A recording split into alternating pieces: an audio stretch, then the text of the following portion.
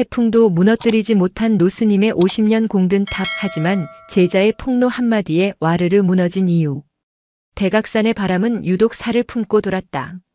아직 10월 말을 갓 넘겼을 뿐인데 견실함의 마당 끝에 선 감나무는 마지막 잎까지 모조리 바람에 뜯겨나가고 앙상한 가지만이 흐린 하늘을 핥히고 있었다. 흡차. 18 삭발한 머리가 채 익숙지 않은 선우가 도끼를 고쳐 잡았다. 마른 참나무 장작이 쩍하는 둔탁한 소리와 함께 쪼개졌다.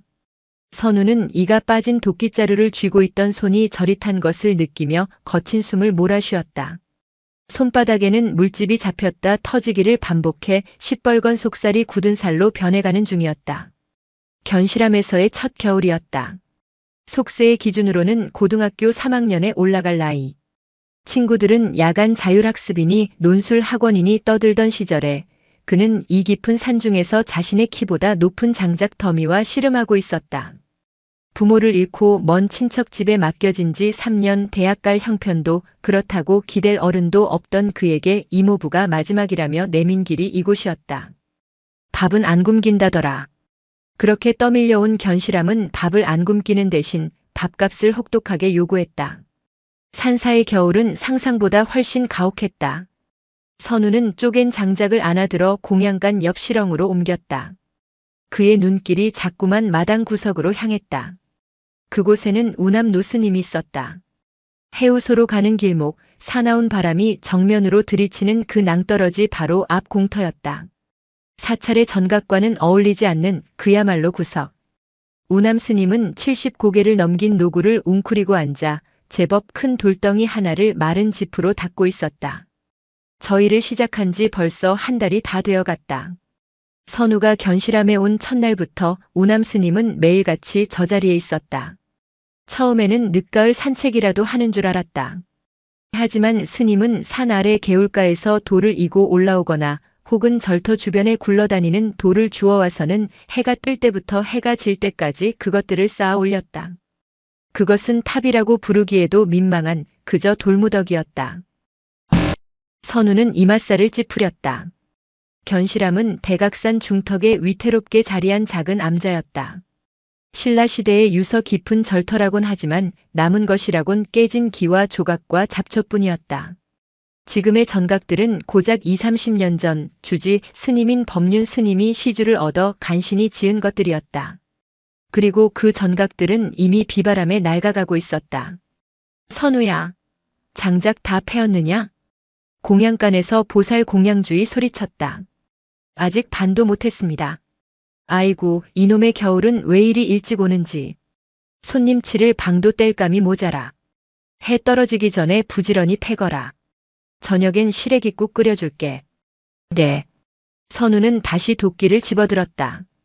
땀이 식은 등줄기로 찬 바람이 파고들었다. 손이 곱아 도끼자루가 미끄러웠다.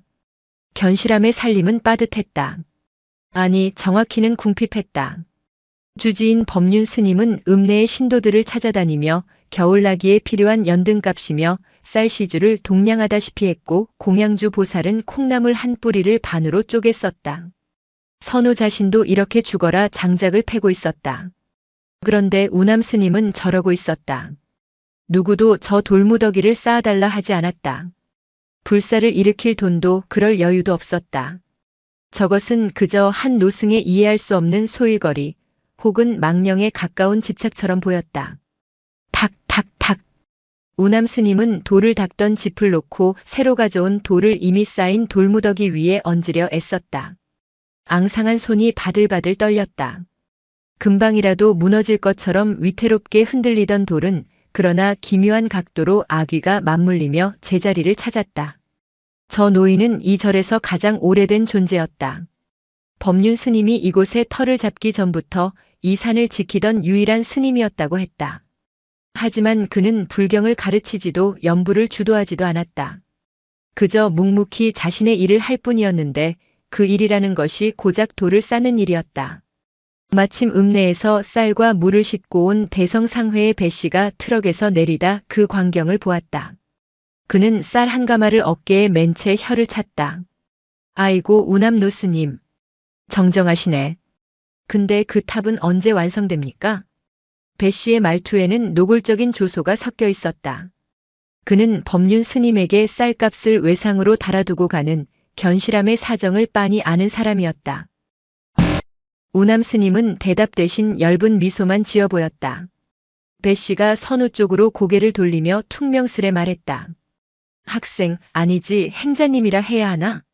거 장작 패는 것도 좋은데 저 노스님 좀 말려봐요. 저러다 쓰러지시겠네. 그리고 말이야, 시주 돈 아까운 줄 알아야지. 저 돌멩이 쌓을 힘 있으면 공양간 무라도 하나 더 깎는 게 부처님 공덕 아니겠소? 선우는 입술을 깨물었다. 틀린 말이 아니었다. 배 씨의 말은 곧 선우의 생각이기도 했다. 저 탑이 밥을 먹여주나 바람을 막아주나. 탑이 무너지면 어쩌실 겁니까? 선우가 저도 모르게 불쑥 물었다. 배 씨를 향한 말이 아니라 우남 스님을 향한 질문이었다. 배 씨가 거보라는 듯 껄껄 웃었다. 마을 사람들과 심지어 동자승 선우는 자신을 동자승 취급하는 게 싫었지만조차 저 노승의 기행을 비웃고 있었다. 우남 스님은 고개를 돌려 선우를 바라보았다. 깊게 팬 주름 사이로 세월의 무게를 가늠할 수 없는 눈이 고요하게 빛났다. 무너지면. 바람 소리에 섞여 노승의 마른 목소리가 날아왔다. 또 싸우면 되지. 그는 아무 일 없다는 듯 다시 돌을 매만졌다. 그 무심한 평온함이 선우의 가슴속에 설명할 수 없는 짜증과 함께 기묘한 파문을 일으켰다. 뭐야, 저 노인네는. 선우는 다시 도끼질에 힘을 실었다. 쩍. 소리가 대각산의 차가운 공기를 가르며 울렸다. 노스님의 돌탑은 그렇게 첫 번째 겨울을 맞이하고 있었다. 아무도 그 의미를 몰랐고 누구도 그 끝을 궁금해하지 않았다. 그저 가난한 산사의 골칫거리 혹은 늙은 스님의 무용한 고집일 뿐이었다. 겨울은 혹독했다. 대각산의 바람은 견실함의 얇은 문풍지를 사정없이 흔들었고 밤마다 선우는 발이 시려 잠을 깼다. 우남 노스님의 돌탑은 눈보라 속에서도 조금씩 그러나 분명하게 높아졌다. 눈이 쌓인 날이면 스님은 탑 주변에 눈을 치우는 것으로 하루를 시작했다. 그 모습은 흡사 성질을 관리하는 순례자처럼 경건했으나 현실적인 문제에 부딪힌 이들에게는 공허한 몸짓에 불과했다. 견실함의 주지 법륜 스님은 쉰 줄에 들어선 사내였다. 그는 불법에도 밝았지만 그보다는 사찰 경영에 더 밝아야만 했다. 그는 우남 스님과는 정반대의 인간이었다. 우남이 침묵과 노동으로 수행을 삼는다면 법륜은 관계와 설법으로 절을 유지했다. 그날은 읍내 청해건제 사장이 절에 들른 날이었다. 목적은 하나 지난 여름에 외상으로 가져다 쓴 기와 100장의 값을 받으러 온 것이었다. 주지 스님, 이러시면 곤란합니다. 저도 먹고 살아야지요. 석 달입니다. 석 달. 요사체 툇마루에서 벌어진 대화는 선우가 있는 공양간까지 똑똑히 들렸다. 법륜 스님의 난처한 목소리가 이어졌다. 김 사장, 내 사정 알지 않소. 동지만 지나면 불공 드리러 오는 보살님들이 계시니 그때까지만 좀. 아이고 스님, 부처님이 쌀을 줍니까? 돈을 줍니까? 저도 연말 결산해야 합니다. 오늘 현금으로 안 주실 거면 저 기와 도로 떼어가겠습니다. 선우는 밥주걱을 쥔 채 얼어붙었다.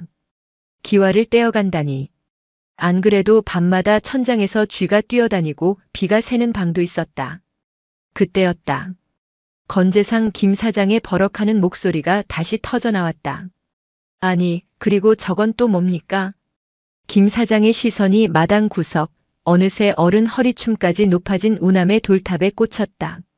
저런 것 쌓을 힘은 있으시고 외상값 갚을 형편은 안 되신다? 스님, 저 돌멩이 사올 돈으로 기와값이나 갚으시지요. 김 사장, 그건 우남 노스님께서 하시는 일이라. 우남 노스님이요? 허, 저 양반은 수십 년째 이 산에서 돌멩이만 주무른다면서요? 저게 수행입니까? 속꿉 장난이지. 저런 한가한 짓 할 시간에 신도들한테 전화나 한 통 더 돌리시란 말입니다. 김 사장의 말은 비수처럼 날아와 법륜 스님의 얼굴에 박혔다. 법륜 스님의 얼굴이 불그락푸르락 달아올랐다. 그는 견실함의 현실적인 고통을 책임지는 사람이었다. 결국 김 사장은 씩씩거리며 빈 트럭으로 돌아갔고 법륜 스님은 그 뒤에 대고 합장만 거듭할 뿐이었다. 그날 저녁 예불이 끝난 대웅전은 얼음장처럼 차가웠다. 유일한 난방기구인 작은 석유난로가 갤갤거렸지만 부처님의 황동 이마에 맺힌 성애를 녹이기엔 역부족이었다. 선우와 공양주 보살이 먼저 나간 뒤 법륜 스님이 우남 스님을 불러 세웠다. 우남 노스님. 법륜 스님의 목소리는 낮고 무거웠다. 그는 우남 스님보다 한참 젊었지만 직책은 주지였다. 우남 스님은 말없이 돌아섰다.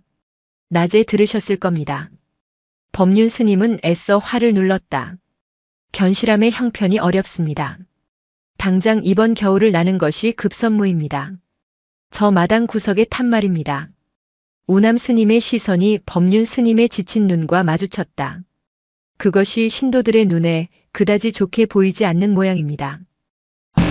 물론 노스님의 깊은 뜻이야 제가 어찌 다 헤아리겠습니까 하마는 중생의 눈높이도 살피셔야지요. 불살한 시주 돈으로 하는 것인데 지금 노스님의 일은 오해를 삽니다. 그것은 정중했지만 명백한 중단 요구였다. 선우는 문틈으로 몰래 이 광경을 지켜보고 있었다. 그는 법륜 스님이 속 시원하게 말을 잘했다고 생각했다. 저 고집불통 노인네가 이제는 그만두겠지. 우남 스님은 한참 동안 말이 없었다. 그저 법당에 찬 공기를 들이마실 뿐이었다. 주지 스님. 한참 만에 노승이 입을 열었다. 지붕이 중요합니까? 터가 중요합니까? 예. 법륜 스님이 되물었다. 금간 기왓장은 갈아 끼우면 그만입니다. 하지만 터가 흔들리면 기둥도 석가래도 부처님도 모두 무너집니다. 노스님. 지금 선문답하자는 것이 아닙니다. 현실을 말씀드리는 겁니다. 법륜 스님의 목소리가 조금 높아졌다. 저 역시 현실을 말씀드리는 겁니다. 우남 스님은 더 이상 말하지 않았다. 그는 앙상한 어깨를 돌려 법당을 나갔다. 그 걸음은 조금 절뚝거렸지만 망설임은 없었다. 선우는 혼란스러웠다. 터가 흔들린다니. 그게 대체 무슨 말인가? 겉보기엔 멀쩡한 절 마당이 흔들린다는 말인가? 노망인가 아니면 정말 자신이 모르는 무언가가 있는 것인가? 다음 날 새벽. 선우가 눈을 떴을 때 밖은 아직 칠흑 같았다. 하지만 익숙한 소리가 들려왔다. 서걱서걱. 돌을 고르는 소리. 그리고 이내 탁 하고 돌이 단단하게 맞부딪히는 소리가 났다. 선우는 창문을 열었다. 새벽 예불 정도 울리기 전 희미한 별빛 아래 우남 스님이 어제보다 더 큰 돌을 굴리며 탑으로 향하고 있었다. 주지의 만류도 세상의 조롱도 그에게는 한 점 바람 소리에 불과한 듯 했다. 선우는 저도 모르게 주먹을 꽉 쥐었다. 저 노인은 대체 무엇과 싸우고 있는 것인가? 그날 이후 선우는 우남 스님을 단순히 망령든 노인으로만 치부할 수 없게 되었다. 그 돌탑은 이제 선우에게 풀리지 않는 화두가 되었다. 시간은 죽은 듯 흐르다가도 어느새 성큼 계절을 바꾸어 놓았다. 선우가 견실함에 온 지 5년이 지났다. 18배 위태롭던 소년은 23세 청년이 되었다. 그는 이제 행자가 아닌 삼위계를 받은 정식 스님이었고 법명은 그대로 선우를 썼다. 그 5년 동안 우남 스님의 돌탑은 사람 키를 훌쩍 넘어 이제는 대웅전 지붕을 넘볼 듯 높아졌다. 그것은 더 이상 돌무더기가 아니었다. 5년의 세월이 빚어낸 그것은 기묘한 균형과 압도적인 존재감을 뿜어내는 거대한 탑이 되어 있었다. 밑동은 넓고 육중했으며 위로 갈수록 날렵하게 좁아졌다. 수천, 어쩌면 수만 개의 돌이 단 한 줌의 시멘트나 흙도 없이 서로의 무게와 각도를 의지해 쌓여 있었다. 이제 그 탑은 견실함의 상징이 되었다. 아이러니하게도 배씨나 김 사장 같은 이들의 비웃음은 감탄으로 변해 있었다. 저게 사람이 쌓은 게 맞느냐며 분명 부처님의 가피가 있을 것이라며 읍내 사람들은 일부러 대각산을 올라와 탑을 구경했다. 덕분에 견실함의 시주함도 예전보다는 제법 묵직해졌다. 법륜 스님은 더 이상 우남 스님을 말리지 않았다. 그 역시 매일 아침 탑을 향해 합장을 올렸다. 하지만 선우의 눈에는 다른 것이 보였다. 우남 스님은 급격하게 쇠약해지고 있었다. 5년의 세월은 청년에게는 성장을 주었지만 노인에게는 죽음의 그림자를 드리웠다. 스님의 손은 이제 걷잡을 수 없이 떨렸고 걸음걸이는 위태로웠다. 허리는 기억 속보다 한 뼘은 더 굽어 있었다. 그해 여름 유독 지독한 장마가 대각산을 덮쳤다. 며칠 밤낮으로 비가 쏟아졌다. 견실함 뒤편의 계곡은 맹수처럼 포효하며 흙탕물을 쏟아냈다. 선우와 법륜 스님은 밤새 법당과 요사체를 오가며 빗물이 새는 곳에 양동이를 받치고 바람에 날아갈 듯 덜컹거리는 문짝을 붙들었다. 이러다 산사태라도 나는 것 아니냐? 법륜 스님의 얼굴에 근심이 가득했다. 그때였다. 밖에서 쿠르르릉 하는 땅이 울리는 소리가 들려왔다. 스님, 선우가 비명을 질렀다. 두 사람은 앞다투어 마당으로 뛰쳐나갔다. 빗줄기 사이로 끔찍한 광경이 보였다. 마당 구석, 우남 스님의 탑이 아니었다. 탑에서 가장 멀리 떨어진 공양간 뒤편의 축대였다. 오래된 흙벽이 쏟아지는 비를 이기지 못하고 무너져 내린 것이다. 다행히 공양간을 덮치지는 않았지만 거대한 흙더미가 마당의 절반을 덮쳤다. 아! 법륜 스님이 그 자리에 주저앉았다. 저것을 복구할 비용을 생각하니 눈앞이 캄캄했다. 그런데 그 아비규환 속에서 선우는 다른 것을 보았다. 우남 스님이었다. 노 스님은 폭우 속에서 비틀거리며 자신의 탑 앞에 서 있었다.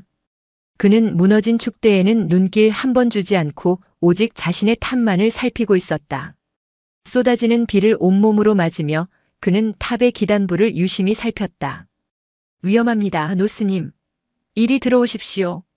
선우가 소리치며 달려갔다. 그 순간 우남 스님이 쿨럭 하는 소리와 함께 기침을 토해냈다. 붉은 피가 섞인 가래가 빗물에 씻겨나갔다. 스님이 그대로 탑 아래로 쓰러졌다. 노 스님. 선우가 달려가 노승을 부축했다. 우남 스님의 몸은 불덩이처럼 뜨거웠다. 들어가셔야 합니다. 이러다 돌아가십니다. 아니다. 우남 스님은 선우의 팔을 밀어내려 애썼다. 그의 눈은 여전히 탑을 향해 있었다. 가서 돌을 가져와야 한다. 제정신이 아니십니다. 지금 저 축대가 무너졌습니다. 절이 무너지게 생겼다고요. 선우는 울부짖었다. 이 와중에도 저 돌탑이란 말인가. 저것이 무너지면. 우남 스님은 말을 잇지 못하고 다시 격렬한 기침을 쏟아냈다. 저것이 무너지면 전부 끝이다. 그것은 단순한 고집이 아니었다. 그것은 절박한 공포에 가까웠다. 선우는 노승의 눈에서 처음으로 두려움을 읽었다. 다음 날 비가 잠시 멎었다. 우남 스님은 고열에 들떠 자신의 방에 누워 끙끙 앓았다. 법륜 스님은 무너진 축대를 보며 한숨만 내쉬었고 선우는 밤새 젖은 법당을 치웠다. 점심 공양이 지날 무렵이었다. 선우가 물수건을 갈아주러 우남 스님의 방에 들어갔을 때 방은 비어 있었다. 가슴이 철렁 내려앉았다. 선우는 마당으로 뛰쳐나갔다. 우남 스님이 거기에 있었다. 그는 알아누웠던 사람이라고는 믿을 수 없는 모습으로 무너진 축대에서 굴러나온 가장 큰 돌을 지렛대로 밀어올리고 있었다. 노 스님. 선우가 달려갔다. 지금 뭐 하시는 겁니까? 그 몸으로. 우남 스님은 대답 대신 마지막 힘을 짜내 돌을 밀었다. 돌이 쿵 소리를 내며 그가 원하는 자리에 섰다. 그리고 노 스님은 그대로 흙바닥에 쓰러졌다. 제발. 선우가 노승의 앙상한 어깨를 붙들고 흔들었다. 눈물이 쏟아졌다. 저 노인의 광기가 무서웠고 저 노인의 집념이 가슴 아팠다. 제발 그만하세요. 탑은 이미 충분히 높습니다. 스님, 이미 모두가 스님의 공덕을 압니다. 왜 이러십니까? 우남 스님은 흙탕물 속에서 가쁜 숨을 몰아쉬었다. 그는 떨리는 손을 들어 자신의 가슴을 가리켰다. 아직 마음의 탑은 완성되지 않았다. 그 말과 함께 노 스님의 손이 툭 떨어졌다. 그날 이후 우남 스님은 다시는 자리에서 일어나지 못하고 꼬박 한 달을 앓아누웠다. 그리고 그 한 달 동안 대각산의 산줄기를 뒤흔들 100년 만의 태풍이 북상하고 있었다. 선우는 아직 알지 못했다. 우남 스님이 그토록 지키려 했던 터의 진짜 의미를, 그리고 그 마음의 탑이 무엇을 향한 속죄였는지를. 태풍은 소문보다 빨랐다. 기상청의 예보는 북상 중이라는 막연한 경고에서 하룻밤 만에 금일 자정 내륙 관통이라는 절박한 비명으로 바뀌어 있었다. 대각산은 태풍의 오른쪽 위험 반원의 정통으로 걸려들었다. 견실함의 공기는 팽팽한 활시위 같았다. 법륜 스님은 읍내에 내려가 비상식량과 석유를 구해왔지만 그가 짊어지고 온 것은 식량보다 더 무거운 공포였다. 읍내 장이 섰는데도 개미 새끼 한 마리 없더군. 다들 창문에 합판을 대고 있어. 이번 바람은 1959년 사라 SARAHO 태풍 때보다 더 지독할 거라네. 법륜 스님은 젖은 두루마기를 벗으며 말했다. 그의 얼굴은 잿빛이었다. 선우는 우남 노스님의 방에서 나왔다. 며칠째 노스님은 고열과 탈수로 사경을 헤매고 있었다. 선우는 물에 적신 수건으로 뼈만 남은 노스님의 입술을 죽여주는 것 외에는 할 수 있는 일이 없었다. 노스님은 차도가 없으십니다. 하필 이럴 때 법륜 스님이 혀를 찼다. 그의 시선은 우남의 방이 아닌 창밖의 거대한 돌탑을 향해 있었다. 그 탑은 이제 견실함의 재정적, 상징적 기둥이었다. 저 탑이 무너진다는 것은 단순히 돌이 무너지는 것이 아니었다. 선우야. 법륜 스님이 결심한 듯 말했다. 법당의 부처님을 옮겨야겠다. 예? 어디로? 후불탱화와 경전들도 마찬가지다. 저 뒤뜰 감실로 쓸 겸 파두었던 톡을 기억하지. 그곳으로 모두 이혼한다. 법당은 바람을 정면으로 맞아. 지붕이 날아가면 모든 게 끝장이야. 선우의 가슴이 철렁했다. 부처님을 옮긴다는 것은 이 절을 사실상 포기한다는 의미와도 같았다. 지금 당장 시작한다. 비가 쏟아지기 전에 끝내야 해. 두 사람은 비장한 표정으로 법당으로 향했다. 견실함의 본존불은 청동불이 아닌 마른 흙을 빚어 금을 입힌 건칠 불상이었다. 무게는 감당할 만했으나 작은 충격에도 금이 갈 수 있었다. 내가 앞을 들 테니 스님은 발치를 조심하게. 예, 주지 스님. 영차. 두 사람이 힘을 주어 불상을 드는 순간 우남 스님의 방에서 희미한 신음이 새어나왔다. 아! 선우의 동작이 멈칫했다. 선우야. 집중해. 이러다 부처님 얼굴이라도 긁히면. 죄송합니다. 다시 힘을 주어 불상을 들었다. 불상은 생각보다 무거웠고 법당 문턱은 높았다. 좁은 툇마루를 지나 마당으로 나서는 길은 멀기만 했다. 그들의 등 뒤로 우남 스님의 목소리가 좀 더 분명하게 들려왔다. 민희야. 선우는 걸음을 멈췄다. 선우 스님. 왜 또? 법륜 스님이 버럭 소리를 질렀다. 아닙니다. 선우는 이를 악물었다. 민희라니. 여자의 이름이었다. 파괴승이라도 되었다는 말인가. 헛소리겠지.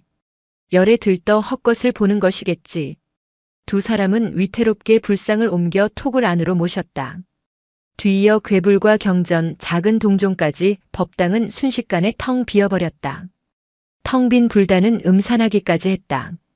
작업을 마친 두 사람이 숨을 돌릴 때쯤 첫 번째 바람이 불어왔다. 휘 마이너스. 산 전체가 우는 듯한 소리였다. 하늘은 순식간에 검붉은 색으로 변했고 빗방울이 대각선으로 날아와 뺨을 때렸다. 젠장 시작됐군. 선우야. 어서 요사체로. 그때였다. 우남 스님의 방문이 쾅 하고 열렸다. 우남 스님이 핏기 하나 없는 얼굴로 문지방을 붙들고 서 있었다. 며칠을 물 한 모금 제대로 넘기지 못한 사람이라고는 믿을 수 없는 모습이었다. 노스님, 어찌 가야 한다. 노스님은 비틀거리며 마당으로 한 발짝 내디뎠다. 그의 목표는 단 하나 돌탑이었다. 안 됩니다. 들어가십시오. 바람에 날아가십니다. 선우가 달려가 노승을 붙잡았다. 그러나 노승은 앙상한 팔로 선우를 뿌리쳤다. 가야 해. 대체 왜? 저 탑이 뭐라고? 저 돌멩이가 스님 목숨보다 중합니까? 선우는 절규했다. 이 광기 어린 집착을 이해할 수 없었다. 용철아. 예? 선우가 되물었다. 자신을 부른 것인가? 아니야 용철이 그놈이. 우남 스님은 헛것을 보고 있었다. 그는 선우를 붙들고 애원하듯 말했다. 돌돌이 모자라 다리가 무너진다 민희야. 거길 건너지 마. 안 돼. 노스님은 선우의 품에서 오열하기 시작했다. 그것은 깨달음을 얻은 자의 평온한 눈물이 아니었다. 지옥의 업화에 대인 자의 피 끓는 참회였다. 용철이라는 이름과 민이라는 이름, 달이라는 단어. 선우는 얼어붙었다. 이 노인은 지금 자신의 과거 속에 갇혀 있었다. 노스님, 정신 차리십시오. 여긴 견실함입니다.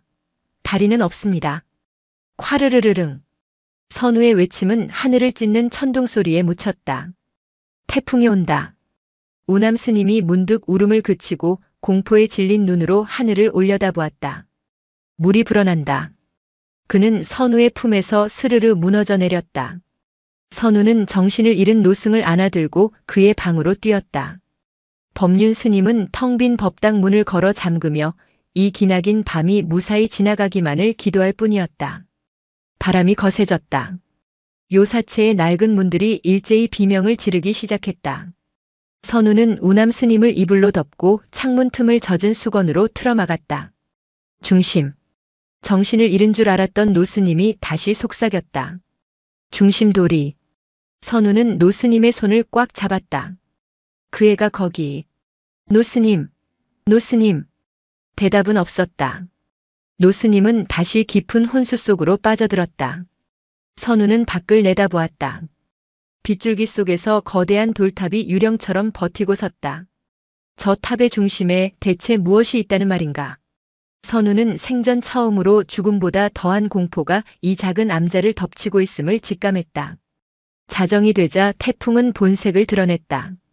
그것은 더 이상 바람이 아니었다. 거대한 존재가 대각산을 통째로 집어삼키려 포효하는 듯했다. 콰아 마이너스. 견실함의 모든 것이 울었다. 지붕이 울고 기둥이 울고 닫힌 문이 울었다. 선우는 우남 스님의 방에서 한숨도 자지 못했다. 노스님은 미동도 없이 누워 숨만 간신히 붙이고 있었다. 혹시라도 이 밤에 숨이 끊어질까 선우는 노스님의 가슴에 손을 얹고 그 미약한 고동을 확인해야만 했다. 주지 스님, 주지 스님. 새벽 2시쯤 공양주 보살의 다급한 외침이 들려왔다. 물이 셉니다. 선우가 방문을 박차고 나갔다. 요사체 복도는 이미 발목까지 물이 차올라 있었다. 법륜 스님이 황급히 뛰어나왔다. 어디서? 공양간 뒤쪽. 축대가 버티지 못합니다. 지난 장마에 금이 갔던 바로 그 축대였다. 쿠르르르르 마이너스. 말이 끝나기 무섭게 산이 무너지는 소리가 들렸다. 지축이 흔들렸다. 피하십시오. 법륜 스님이 소리쳤다. 세 사람은 본능적으로 마당 반대편 법당 쪽으로 몸을 날렸다. 와르르르르 마이너스 쾅. 공양간 뒤편의 축대가 쏟아지는 빗물을 이기지 못하고 완전히 붕괴했다. 거대한 바위와 토사가 순식간에 공양간과 선우가 지내던 작은 방을 덮쳤다. 만약 몇 초만 늦었더라면 그들은 모두 흙더미에 매몰되었을 것이다. 아! 공양주 보살이 다리가 풀려 주저앉았다. 법륜 스님의 얼굴은 사색이 되었다. 절의 살림을 책임지던 공양간이 그들의 잠자리가 순식간에 사라졌다. 부처님. 이제 그들에게 남은 피난처는 텅 빈 법당뿐이었다. 어서 법당으로. 법륜 스님이 외쳤다. 그러나 선우는 반대 방향으로 뛰었다. 선우야. 어디가? 노스님. 우남 노스님을 모셔와야 합니다. 저긴 위험해. 공양간 다음은 저 방 차례다. 그래도. 선우는 허리까지 차오른 흙탕물을 헤치고 우남 스님의 방으로 달려갔다. 빗물에 밀려난 문은 이미 부서져 있었다. 방 안까지 흙탕물이 밀려들어와 노스님은 이부자리째 물에 둥둥 떠 있었다. 노스님. 선우는 노스님을 둘러엎었다. 뼈만 남은 노인의 몸은 깃털처럼 가벼웠다. 쿨럭, 쿨럭. 찬물에 닿자 노스님이 발작적인 기침을 토해냈다. 선우는 노스님을 업고 법당으로 향했다. 법륜 스님과 공양주 보살이 그들을 안으로 끌어들였다. 세 사람은 텅 빈 불단 앞에 주저앉아 포탄처럼 쏟아지는 비를 바라보며 거친 숨을 몰아쉬었다. 안전한 곳은 없었다. 끼잉 마이너스 퍽. 대웅전의 거대한 문짝이 바람의 압력을 이기지 못하고 뒤틀리는 소리를 냈다. 이러다 법당마저. 법륜 스님의 목소리가 절망으로 떨렸다. 바로 그때였다. 우지끈, 콰지직. 법당 앞을 지키던 100년은 좋게 넘었을 거대한 노송이 뿌리째 뽑히는 소리가 들렸다. 아! 세 사람의 눈이 동시에 한 곳을 향했다. 노송은 정확히 우남 스님의 돌탑을 향해 쓰러지고 있었다. 안 돼! 선우가 저도 모르게 소리쳤다. 쾅! 거대한 노송이 돌탑의 중턱을 그대로 강타했다. 수백 킬로그램, 아니 수톤의 무게가 실린 충격이었다. 저 돌탑은 시멘트 하나 없이 쌓아 올린 것이다. 저 충격이면 산산조각이 나리라. 5년의 공든 탑이 한순간에 무너지는 순간이었다. 돌탑은 그러나 무너지지 않았다. 쿠르르. 낮은 신음 같은 소리를 내며 탑 전체가 한번 휘청였다. 충격을 받은 부분에 자잘한 돌 몇 개가 튕겨져 나갔다. 하지만 탑의 중심부는 꿈쩍도 하지 않았다. 마치 살아있는 거인처럼 쓰러진 노송을 어깨로 받아낸 듯한 모습이었다. 탑은 버텨냈다. 법륜 스님과 공양주 보살은 눈앞의 광경을 믿을 수 없다는 듯 입을 벌렸다. 그때 선우의 등 뒤에서 희미한 목소리가 들렸다. 민희야. 정신을 잃었던 우남 노스님이 어느새 눈을 뜨고 쓰러진 소나무와 탑을 바라보고 있었다. 무너지지 않았어. 노스님은 법당 바닥을 기기 시작했다. 안 됩니다. 노스님. 선우가 그를 막아섰다. 가야 한다. 확인해야 해. 뭘 확인하십니까? 무사합니다. 탑은 무사해요. 아니야. 중심이. 노스님은 선우의 바짓가랑이를 붙들고 애원했다. 그 눈에는 광기가 아닌 오직 하나의 간절함만이 남아있었다. 내 딸이 거기. 딸. 선우는 심장이 멎는 듯 했다. 민희는 여자의 이름이 아니었다. 딸의 이름이었던가. 콰르르르릉. 또다시 천둥이 내리쳤다. 그 순간 선우는 보았다. 노송에 부딪힌 충격으로 탑의 중심부 유독 크고 평평했던 돌 하나가 제자리에서 살짝 어긋나 틈을 보이고 있었다. 우남 노스님의 시선이 정확히 그곳에 꽂혀 있었다. 아, 안 돼. 노스님은 기어코 법당 문턱을 넘어 폭풍 속으로 몸을 던졌다. 노스님. 선우가 뒤따라 뛰쳐나갔다. 법륜 스님이 경악하며 그들을 불렀지만 폭풍 소리에 묻혔다. 우남 노스님은 쓰러진 소나무를 붙들고 기어가듯 탑으로 향했다. 거기까지 가야 해. 제가 가겠습니다. 제가. 선우는 미끄러운 바위와 진흙을 밟으며 노스님을 앞질렀다. 그는 탑의 기단부를 밟고 쓰러진 소나무 가지를 헤치며 중턱으로 기어올랐다. 그리고 그는 어긋난 돌틈 사이로 손을 집어넣었다. 손끝에 차가운 돌의 감촉이 아닌 무언가 부드러운 것이 잡혔다. 기름을 먹인 두꺼운 천 유포의 질감이었다. 잡았습니다. 선우는 빗물에 미끄러지는 몸을 간신히 지탱하며 그것을 움켜쥐었다. 크기는 갓난아기 베네쩌 고리를 개어놓은 것만큼 작고 묵직했다. 그는 그것을 품 안에 넣고 조심스럽게 탑에서 내려왔다. 우남 노스님은 탑 아래에 쓰러져 숨을 헐떡이며 선우를 올려다보고 있었다. 그의 눈은 오직 선우의 품만을 향해 있었다. 선우는 노스님을 부축했다. 법륜 스님이 뛰어나와 두 사람을 법당 안으로 끌어들였다. 대체 이게 뭡니까, 노스님? 법륜 스님이 부들부들 떨며 물었다. 불상을 모시던 신성한 법당이 흙탕물로 가득 찼고 스님들은 비에 젖은 생쥐꼴이었다. 그리고 저 탑에서는 정체불명의 꾸러미가 나왔다. 선우는 불단 아래에 노스님을 누이고 품속의 꾸러미를 꺼냈다. 유포는 세월의 흔적으로 가장자리가 헤어져 있었지만 빗물을 완벽하게 막아낸 듯 보송했다. 선우는 떨리는 손으로 매듭을 풀었다. 법륜 스님과 공양주 보살도 숨을 죽이고 그 손을 지켜보았다. 태풍의 소리가 잠시 멀어지는 듯한 정막이 흘렀다. 유포가 펼쳐졌다. 그 안에는 부처님이 없었다. 금으로 만든 사리함도 값비싼 경전도 아니었다. 그 안에서 나온 것은 빛바랜 흑백 사진 한 장과 깨진 손거울 조각, 그리고 여자아이의 것으로 보이는 작은 붉은색 비단 주머니였다. 이게 법륜 스님이 말을 잃었다. 사진은 심하게 훼손되어 형체를 알아보기 어려웠지만 젊은 남자와 여자가 어린아이의 손을 잡고 서 있는 모습이었다. 노스님. 선우가 고개를 들었다. 우남 노스님은 그 사진을 보며 울고 있었다. 소리 없는 눈물이었다. 용철이. 노스님이 사진 속의 남자를 가리켰다. 그게 내 속명이요. 법륜 스님과 선우는 그 자리에 얼어붙었다. 저희는 내 처 순영이고 저 아이가 내 딸 민이요.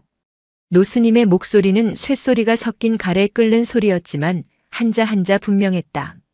노스님 대체 나는 스님이 될 자격이 없는 놈이요. 우남 스님 아니 속명 김용철은 텅 빈 천장을 바라보며 자신의 죄를 고하기 시작했다. 그는 젊은 시절 총망받는 석공이었다고 했다. 다리를 놓고 축대를 쌓는 솜씨가 일품이었다. 그는 강원도 어느 산골 마을에 큰 다리를 놓는 공사를 맡았다. 욕심이 눈을 가렸지. 그는 공사비를 아끼기 위해 자재를 빼돌렸다. 모래와 시멘트의 비율을 속이고 가장 중요한 기단석에 값싼 돌을 썼다. 그해 여름 장마가 졌소. 그가 지은 다리는 준공된 지 불과 석 달 만에 닥친 큰 물을 이기지 못했다. 그날이 민이 생일이었소. 처가 민이 손을 잡고 나에게 주려고 떡을 이고 그 다리를 건너고 있었지. 그는 강 건너편에서 공사 잔금을 치르고 있었다고 했다. 그는 보았다. 자신의 아내와 딸이 자신이 만든 부실한 다리 위에서 불어난 흙탕물을 공포에 질린 눈으로 바라보는 것을.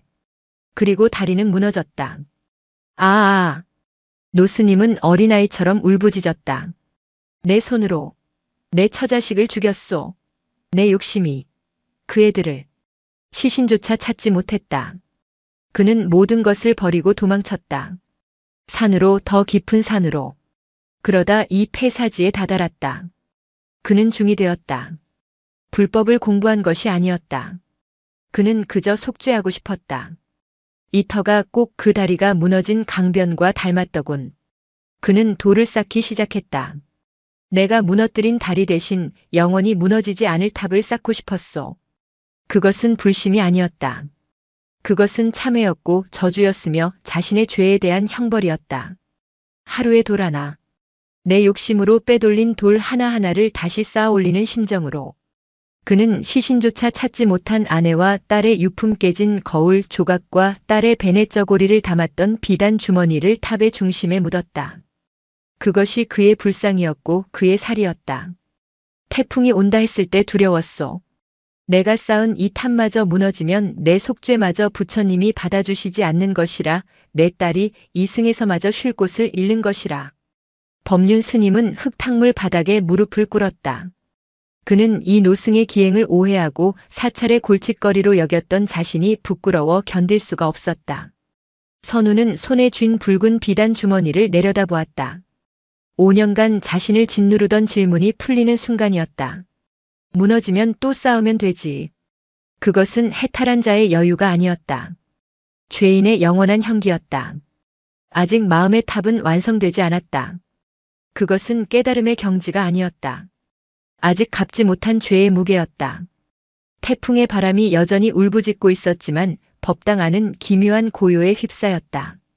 우남 노스님은 자신의 속죄가 무너지지 않은 것을 확인하고서야 평생의 짐을 내려놓은 듯한 표정을 지었다. 그는 선우의 손에 들린 비단 주머니를 향해 힘겹게 손을 뻗어 합장했다.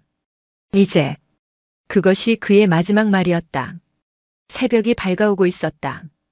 태풍의 눈이 대각산을 지나고 있었는지 바람이 거짓말처럼 멎어들었다.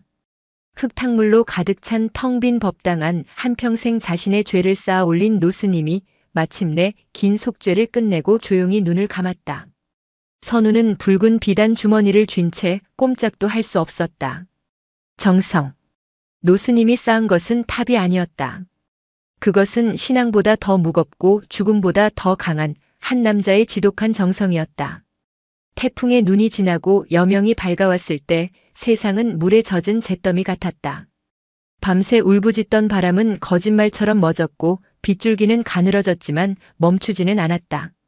대각산은 거대한 상처를 입은 짐승처럼 곳곳에서 붉은 흙을 쏟아내며 신음하고 있었다.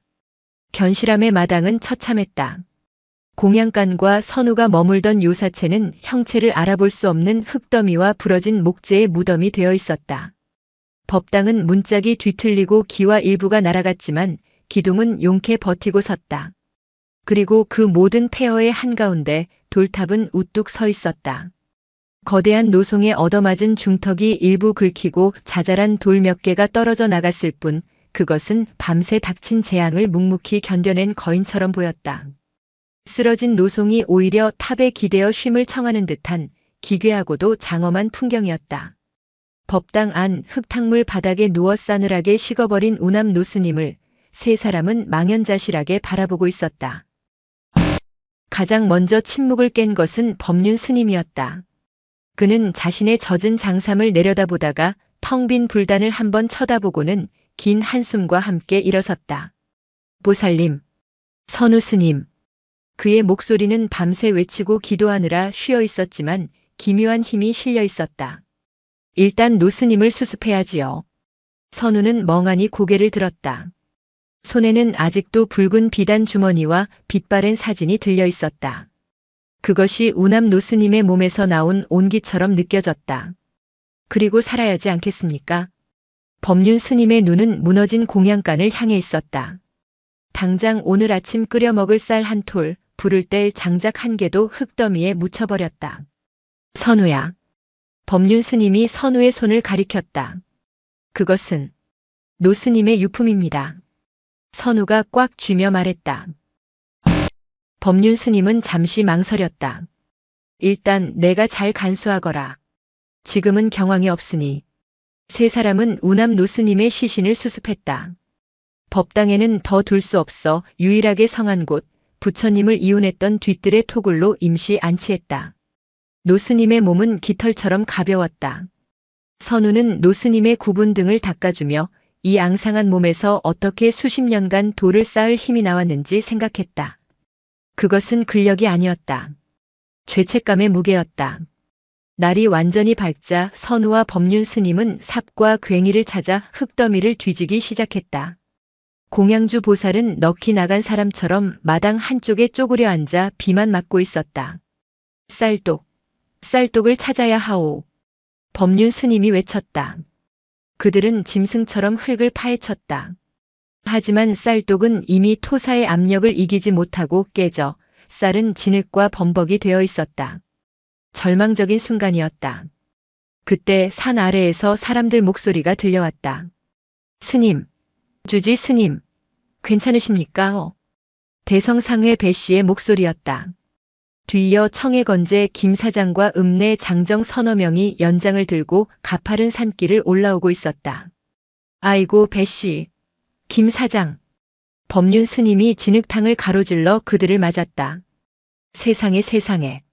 배씨와 김 사장은 견실함의 처참한 광경에 입을 다물지 못했다. 이게 다 뭡니까? 공양간이 방이 다 날아갔네. 다행히 인명피해는 없. 법륜 스님은 말을 잇다가 멈췄다. 우남 노스님께서 돌아가셨습니다. 예. 배씨의 눈이 커졌다. 아이고, 저런. 그 태풍에. 혹시. 태풍 때문은 아닙니다. 노환으로 어젯밤 법당에서 조용히 열반에 드셨습니다. 법륜 스님은 차마 그가 폭풍우 속으로 뛰쳐나갔다는 말은 할 수 없었다. 사람들은 안타까움에 혀를 찼다. 그렇게 돌탑에 공을 들이시더니 완성도 못 보시고 김 사장이 중얼거리며 마당 안으로 들어섰다. 그리고 그는 그 자리에 얼어붙었다. 그의 시선이 돌탑에 꽂혔다. 저거. 함께 온 읍내 사람들도 모두 약속이나 한 듯 탑을 바라보았다. 거대한 소나무가 탑을 덮쳤는데도 탑은 무너지지 않고 버티고 섰다. 반면 그보다 훨씬 튼튼해 보였던 축대와 공양간은 흔적도 없이 사라졌다. 이 극명한 대비가 사람들에게 기묘한 경외감을 불러일으켰다.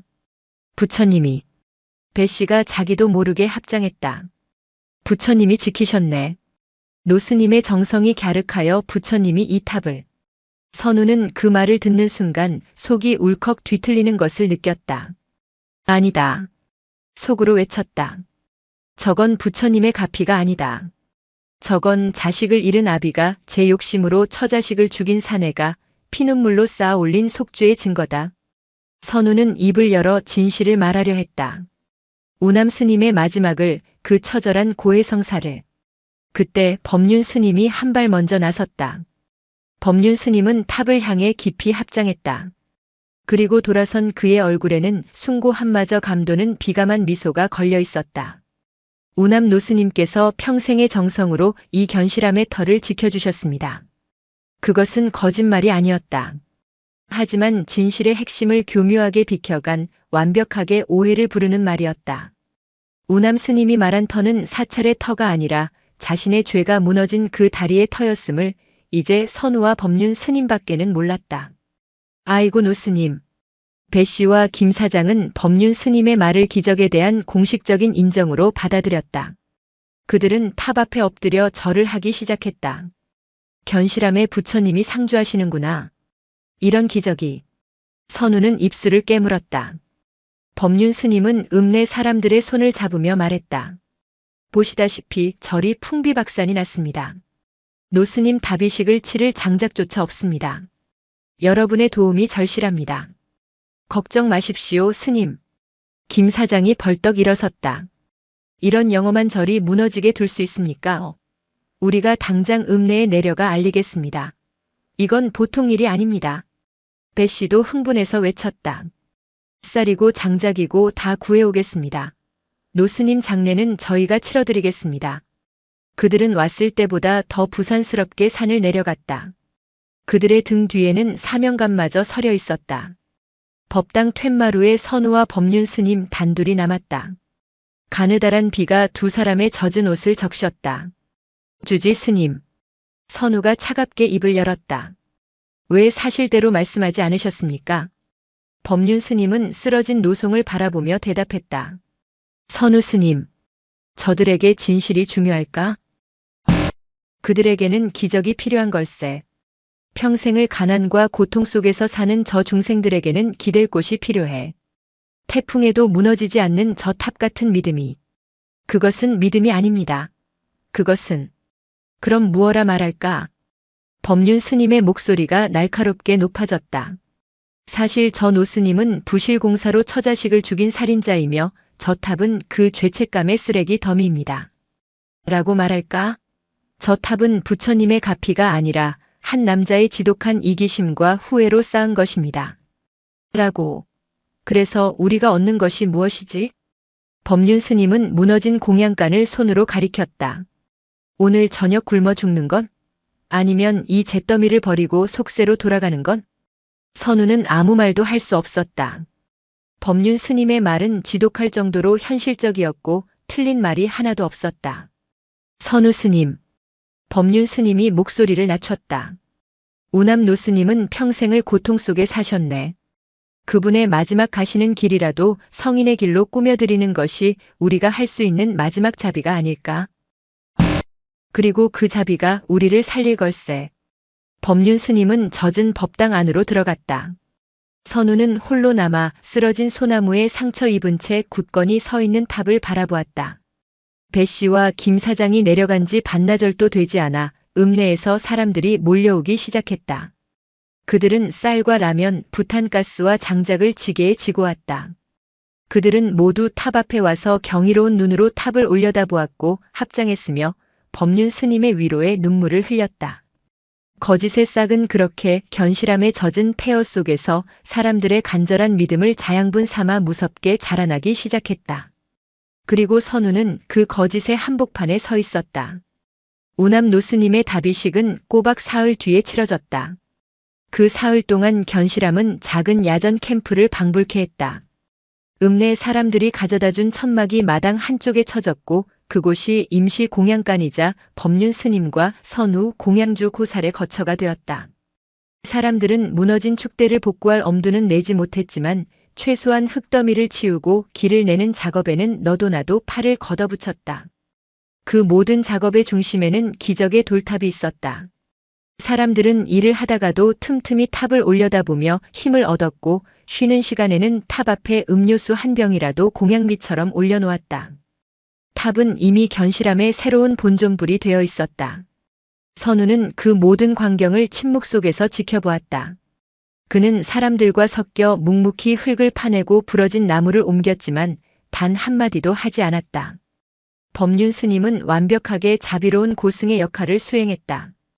그는 찾아오는 신도들의 손을 일일이 잡아주었고 우남 노스님이 평소 얼마나 깊은 신심으로 탑을 쌓았는지에 대해 매일같이 새로운 일화를 지어내어 들려주었다.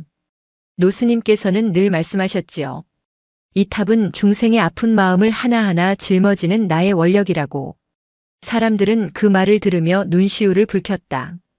선우는 그 말을 들으며 속으로 피눈물을 흘렸다. 다비식이 거행되는 날 아침 일찍부터 읍내 사람들이 모여들었다. 법륜 스님은 사람들의 도움으로 연화대라 불리는 화장용 장작더미를 근사하게 마련했다. 우남 노스님의 법구가 토굴에서 나와 연화대 위에 모셔졌다. 선우는 그 곁에서 목탁을 쥐고 있었다. 법륜 스님이 거화를 외치고 장작에 불을 붙였다. 활활 마이너스. 마른 소나무 장작이 붉은 혀를 날름거리며 노스님의 몸을 감쌌다. 매캐한 연기가 대각산 하늘로 솟아올랐다. 사람들은 합장한 채 반야심경을 외웠다. 선우는 타오르는 불길을 바라보았다. 저 불길 속에서 한 남자의 70평생이 김용철이라는 이름과 우남이라는 법명이 함께 타들어가고 있었다. 저 불길이 그 지독했던 죄책감과 회한을 모두 태워줄 수 있을까? 선우는 자신도 모르게 가슴팍을 만졌다. 그의 승복 안쪽 깊숙한 곳에는 붉은 비단 주머니와 빛바랜 사진이 들어있었다. 그는 그것들을 차마 어찌하지 못했다. 그것을 불길에 던져 노스님과 함께 보내드려야 하는지 아니면 이 땅에 남겨두어야 하는지 판단이 서지 않았다. 그는 결국 그것들을 간직하기로 했다. 그것은 이제 우남 스님의 유품이 아니라 선우 자신이 짊어져야 할 진실의 무게였다. 불길이 사그라들고 습골의 시간이 왔다. 법륜 스님과 선우는 긴 젓가락으로 하얗게 타버린 뼈를 수습했다. 그때였다. 숯검댕이 속에서 무언가 영롱하게 빛나는 것이 보였다. 사리사리다. 가장 먼저 그것을 발견한 배 씨가 외쳤다. 사람들이 일제히 몰려들었다. 검게 탄재 속에서 구슬처럼 빛나는 작은 결정체 대여섯 개가 모습을 드러냈다. 아이고, 노스님께서 사리를 남기셨네. 평생의 공덕이 헛되지 않았어. 사람들은 그 자리에 엎드려 통곡하기 시작했다. 법륜 스님조차 놀란 표정으로 그 사리를 집어들었다. 그것은 분명 뼈가 타고 남은 결정체가 맞았다. 선우는 그러나 알고 있었다. 그것이 의학적으로 무엇이든 불교적으로 무엇이든 저것은 신앙의 증거가 아니었다. 저것은 한평생 돌을 이고지며 자신의 뼈를 깎아낸 한 남자의 육신에 맺힌 응어리일 뿐이었다. 하지만 이 사리의 등장은 기적의 돌탑 이야기에 완벽한 활용점정을 찍었다. 태풍에도 무너지지 않은 탑, 평생의 정성, 그리고 마침내 몸에서 나온 사리. 이 세 가지 요소가 결합하자 견실함의 이야기는 읍내를 넘어 도 전체로 퍼져나가기 시작했다. 다비식이 끝나고 사람들이 모두 내려간 저녁. 법륜 스님은 임시 거처인 천막에서 수습한 사리를 작은 유리병에 담아놓고 흐뭇하게 바라보고 있었다. 시주함은 이미 묵직하게 차 있었다. 선우 스님. 법륜 스님이 선우를 불렀다. 이제 곧 겨울이 닥칠 걸세. 우리는 저 돈으로 무너진 공양간과 요사체를 다시 지어야 하네. 아니, 이왕이면 더 크게, 더 튼튼하게 지어야지. 신도들이 편히 묵어갈 방도 만들고. 자네의 도움이 필요하네. 자네도 이제 견실함의 미래를 함께 짊어져야지. 저는, 선우는 입을 열었다. 저는 노스님의 탑을 고치겠습니다. 탑? 법륜 스님이 의아한 표정을 지었다. 탑은 멀쩡하지 않은가? 저 쓰러진 나무만 치우면. 아닙니다. 선우가 고개를 저었다. 태풍에 부딪혀 어그러진 돌들이 있습니다. 그리고 중심석이 제자리를 벗어났습니다. 선우는 우남 스님의 유품을 꺼냈던 바로 그 돌을 가리켰다. 그곳을 다시 채워야 합니다. 그까짓 돌멩이 하나 나중에 사람 시켜서 해도 제가 하겠습니다. 선우의 목소리는 단호했다. 우남 노스님께서 평생 하신 일입니다. 그분의 마지막을 지킨 제자가 마땅히 해야 할 도리라고 생각합니다. 법륜 스님은 선우의 눈을 가만히 들여다보았다. 그 눈에는 더 이상 부모 잃은 소년의 그늘이나 세상에 대한 반항심이 보이지 않았다. 그곳에는 우남 노스님을 닮은 무겁고 고요한 무언가가 자리 잡고 있었다. 좋을 대로 하게. 법륜 스님은 고개를 끄덕였다. 하지만 명심하게. 우리는 이제 성질을 지키는 스님들일세. 자네의 행동 하나하나가 중생들에게는 믿음의 증거가 될 것이야. 그 말은 진실을 발설하지 말라는 부드러운 경고였다. 다음 날 새벽 선우는 우남 노스님이 늘 그랬던 것처럼 예불이 끝나자마자 탑으로 향했다. 그는 먼저 탑을 덮친 거대한 노송을 잘라내 치우기 시작했다. 꼬박 이틀이 걸린 작업이었다. 그리고 그는 어그러진 돌들을 하나씩 제자리에 맞추기 시작했다. 그는 우남 노스님의 유품을 꺼냈던 그 중심의 빈 공간을 바라보았다. 그는 품속의 붉은 비단 주머니를 만지작거렸다. 이것을 다시 넣어야 하나? 그는 고민했다. 하지만 이내 고개를 저었다. 우남 스님의 속죄는 끝났다. 이제 이 유품은 산자의 기억을 위한 증표가 되어야 했다. 선우는 산 아래 개울가로 내려갔다. 그리고 우남 스님이 그랬던 것처럼 빈자리에 꼭 맞을 돌을 찾기 시작했다. 그때 저만치에서 한 무리의 사람들이 올라오는 것이 보였다. 읍내 사람들이 아니었다. 말끔한 양복을 입은 남자와 고급 등산복 차림의 중년 여성들, 그리고 카메라를 맨 기자로 보이는 젊은 남자였다. 그들은 견실함의 폐허보다 탑을 수리하고 있는 선우의 모습을 먼저 발견했다. 저기, 저 스님 좀 보게. 저 젊은 스님이 우남 노스님의 뒤를 잇는 겐가. 카메라 플래시가 터졌다. 선우는 이맛살을 찌푸렸다. 그는 사람들의 시선을 무시하고 자신이 고른 돌을 어깨에 메고 다시 산을 올랐다. 그는 우남 스님이 그랬던 것처럼 묵묵히 돌을 닦고 빈자리에 그것을 끼워 맞췄다. 그의 모습은 사람들의 눈에 젊은 구도자의 고행으로 비쳤다. 선우는 자신이 우남 노스님의 정성을 계승하는 동시에 법륜 스님이 만든 거짓의 일부가 되어가고 있음을 깨달았다. 그는 진실을 지키기 위해 돌을 들었지만 세상은 그 행위를 거짓된 성스러움의 증거로 삼고 있었다. 이 무거운 아이러니 속에서 선우의 두 번째 겨울이 다가오고 있었다. 견실함의 기적은 신문 한 귀퉁이를 장식했다. 태풍에도 끄떡없는 대각산 돌탑 입적한 노승의 평생 정성 사리로 화답. 기사는 자극적이었지만 사실관계를 교묘하게 엮어놓았다. 태풍이 있었고 탑이 버텼으며 노승이 입적했고 사리가 나왔다. 이 모든 것이 인과관계로 묶이자 완벽한 성지서사가 탄생했다. 선우가 만났던 그 무리는 읍내가 아닌 도청이 있는 시에서 온 첫 번째 순례객들이었다. 그리고 그들 중 양복을 입은 남자는 지역 방송국의 다큐멘터리 PD였다. 스님, 대단하십니다. 우남 노스님의 원력을 그대로 이어받으신 겁니까? PD는 탑을 쌓는 선우에게 접근해 마이크를 들이댔다. 선우는 돌을 고르던 손을 멈췄다. 그는 카메라의 붉은 녹화 불빛을 노려보았다. 비를 맞아서 어그러진 돌을 바로잡는 것뿐입니다. 겸손하시기는. 이미 읍내에서는 스님을 제2의 우남이라고 부릅니다. 이 탑을 끝까지 완성하실 생각이십니까? 탑은. 선우는 잠시 말을 멈췄다. 완성되지 않을 겁니다. 예? PD가 되물었다. 그게 무슨. 쌓는 사람이 사라졌으니 완성될 수 없습니다. 저는 그저 무너지지 않게 지키는 것뿐입니다. 선우의 대답은 PD가 원하는 그림이 아니었다. 하지만 PD는 노련했다. 그는 선우의 말을 선문답처럼 포장하기로 했다. 아, 완성되는 순간 정성은 끝난다. 뭐 이런 깊은 뜻이시군요. 선우는 대꾸할 가치를 느끼지 못하고 제1로 돌아갔다. 하지만 카메라는 꺼지지 않았다. 묵묵히 돌을 나르고 닦는 선우의 모습은 젊은 구도자의 이미지로 완벽하게 편집될 것이었다. 그날 오후 법륜 스님에게는 더 중요한 손님이 찾아왔다. 검은색 고급 세단 2대가 위태로운 산길을 뚫고 견실한 마당까지 올라왔다. 흙탕물이 튀어 엉망이 된 차에서 말끔한 승복을 입은 중년의 스님과 비서처럼 보이는 2명의 남자가 내렸다. 법륜 스님은 버선발로 천막에서 뛰어나갔다. 아이고 지산 스님. 이 누추한 곳까지 어인걸음으로. 지산 스님.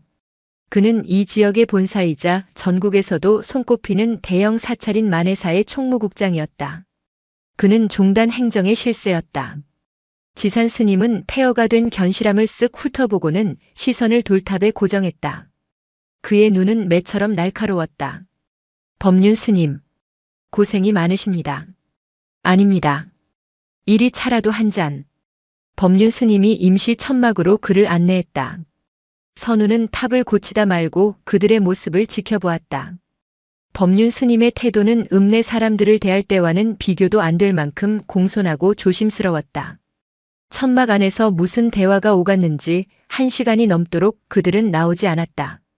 선우가 작업을 마치고 땀을 씻으려 할 때쯤 지산 스님이 천막에서 나왔다. 그의 얼굴은 만족스러운 미소를 띠고 있었다. 법륜 스님. 종단 차원에서도 이번 일은 예사롭지 않게 보고 있습니다. 지산 스님이 탑으로 다가가며 말했다. 우남 노스님의 정성은 말세에 꺼져가는 불심을 다시 지피는 횃불이 될 것입니다. 이 탑은 견실함만의 것이 아닙니다. 우리 종단의, 아니 한국 불교의 자산입니다.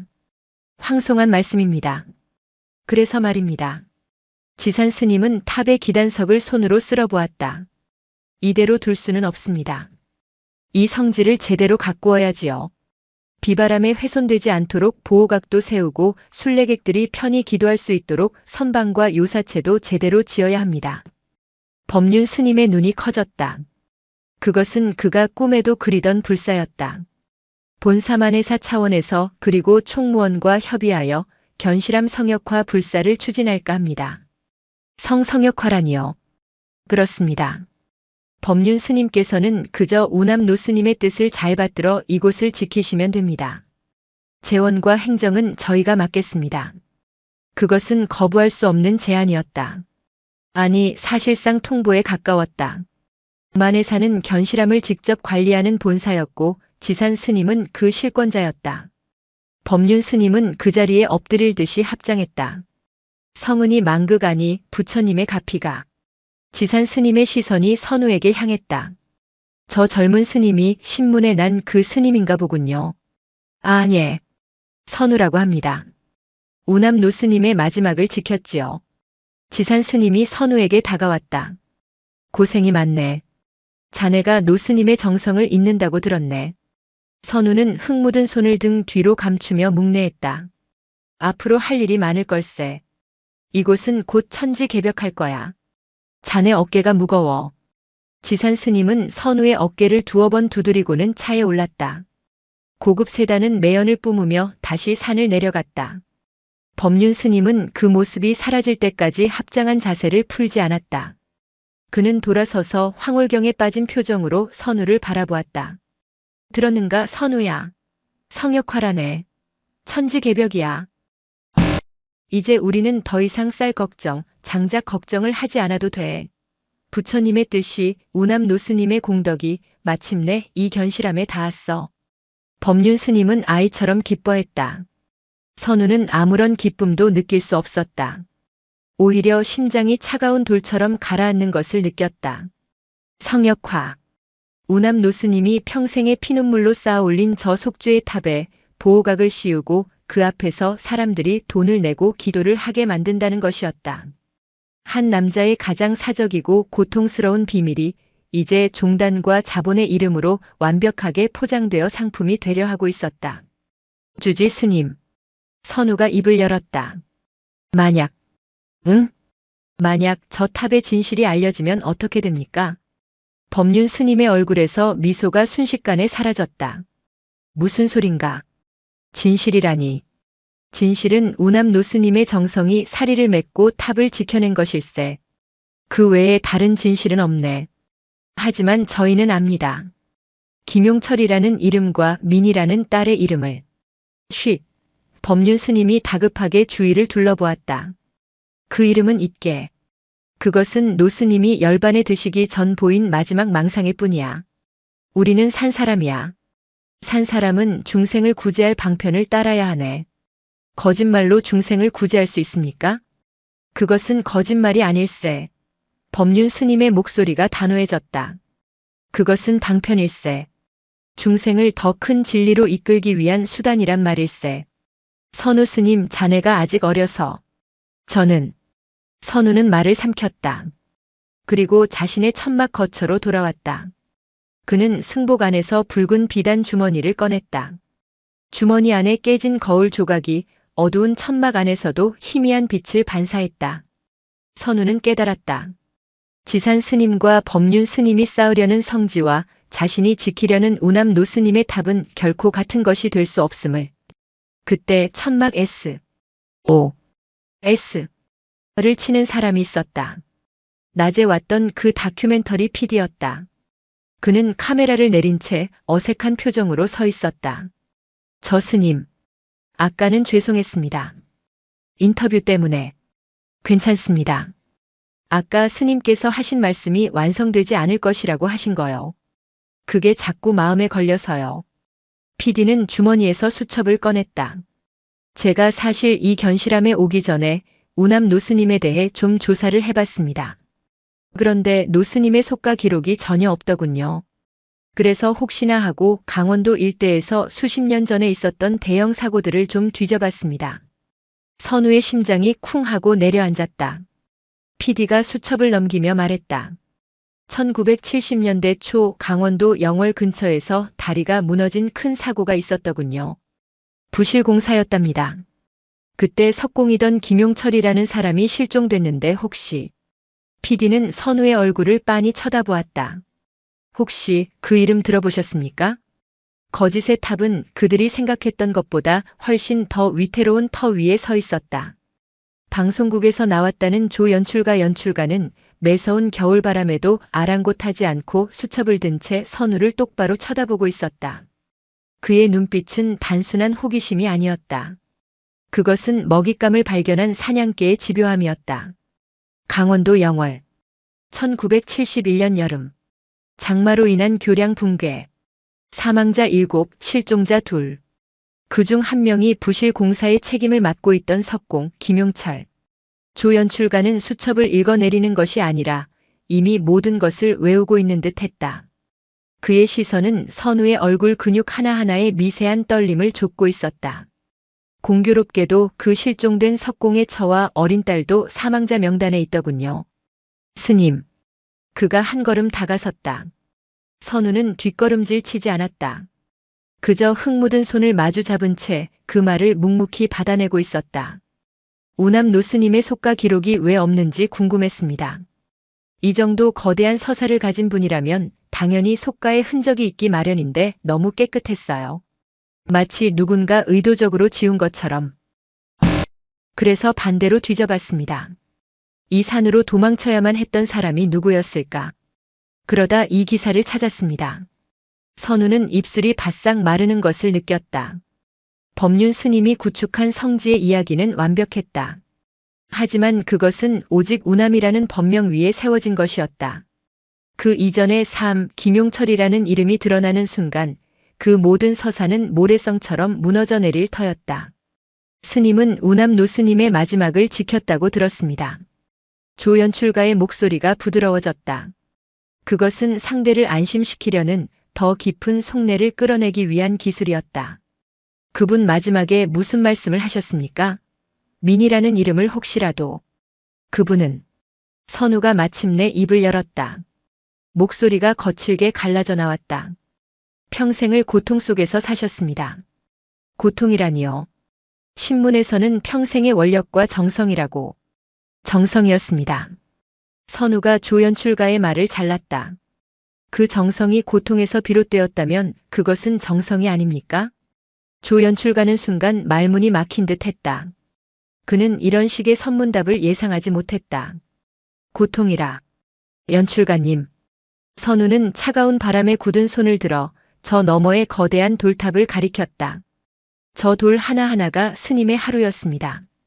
그 하루가 기쁨이었겠습니까? 아니면 참회였겠습니까? 선우는 긍정도 부정도 하지 않았다. 그는 그저 우남 스님의 고통 그 자체를 다른 해석의 여지로 던져주었다. 연출가님은 무엇을 찾으십니까? 나는 진실을 찾습니다. 만약 이 모든 기적이 한낱 부실 공사범의 속죄 행위에 불과했다면 속죄 행위는 한낱이라는 말로 불릴 만큼 가벼운 것입니까? 평생을 바친 속죄가 기적보다 못합니까? 선우의 반문은 조연출가의 가슴에 쐐기처럼 박혔다. 조연출가는 혼란스러워졌다. 그는 거룩한 성자 아니면 탐욕스러운 사기꾼이라는 이분법적인 구도를 그리고 이곳에 왔다. 하지만 눈앞의 젊은 스님은 그 모든 경계를 허무는 고통이라는 화두를 던지고 있었다. 스님.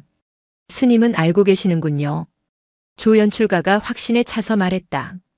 김용철이 우남 스님이라는 것을. 선우는 대답 대신 눈을 감았다. 그것은 침묵의 긍정이었다. 조연출가가 흥분한 듯 수첩을 쥐어잡는 순간이었다. 조연출가님. 이런 누추한 곳에서 추위에 떠시게 했군요. 차가운 얼음장 같은 목소리가 두 사람 사이에 끼어들었다. 법륜 스님이었다. 그는 언제부터 서 있었는지 모를 만큼 고요한 기척으로 두 사람의 대화를 지켜보고 있었다. 아, 주지 스님. 조연출가가 당황하며 자세를 바로잡았다. 잠시 드릴 말씀도 있고 하니 제 천막으로 드시지요. 따뜻한 차라도 한 잔. 법륜 스님의 눈은 웃고 있었지만 그 눈빛은 선우에게 더 이상 한마디도 하지 말라는 엄중한 경고를 보내고 있었다. 조연출가는 어쩔 수 없이 법륜 스님을 따라 나섰다. 그는 몇 번이고 뒤를 돌아보며 선우에게 무언가를 더 물으려 했지만 법륜 스님의 단단한 등이 그 길을 막았다. 선우는 그 자리에 못 박힌 듯 서 있었다. 그는 자신이 진실의 첫 번째 조각을 타인에게 내어주었음을 깨달았다. 1시간이 지났을까? 조연출가가 굳은 표정으로 천막에서 나왔다. 그는 선우에게 다가오려다 멀찍이서 법륜 스님과 함께 서 있는 것을 보고는 그저 고개만 까딱 숙여 보이고는 서둘러 산을 내려갔다. 법륜 스님이 천천히 선우에게 다가왔다. 그의 얼굴은 분노인지 실망인지 모를 복잡한 감정으로 일그러져 있었다. 무슨 이야기를 나누었느냐? 연출가님이 아신 것 같았습니다. 우남 노스님의 속명을. 철썩. 예상치 못한 소리와 함께 선우의 뺨이 돌아갔다. 법륜 스님의 손바닥이었다. 5년 만에, 아니 견실함에 온 이후 처음으로 맞는 딱이었다. 선우는 불타는 뺨을 감싸 쥐지 않았다. 그저 묵묵히 법륜 스님을 바라보았다. 어리석은 놈. 법륜 스님의 목소리가 낮게 으르렁거렸다. 그자가 승냥이 새끼인 줄 몰랐더냐. 그놈은 이 모든 것을 물어뜯으러 온 게야. 우리의 성질을.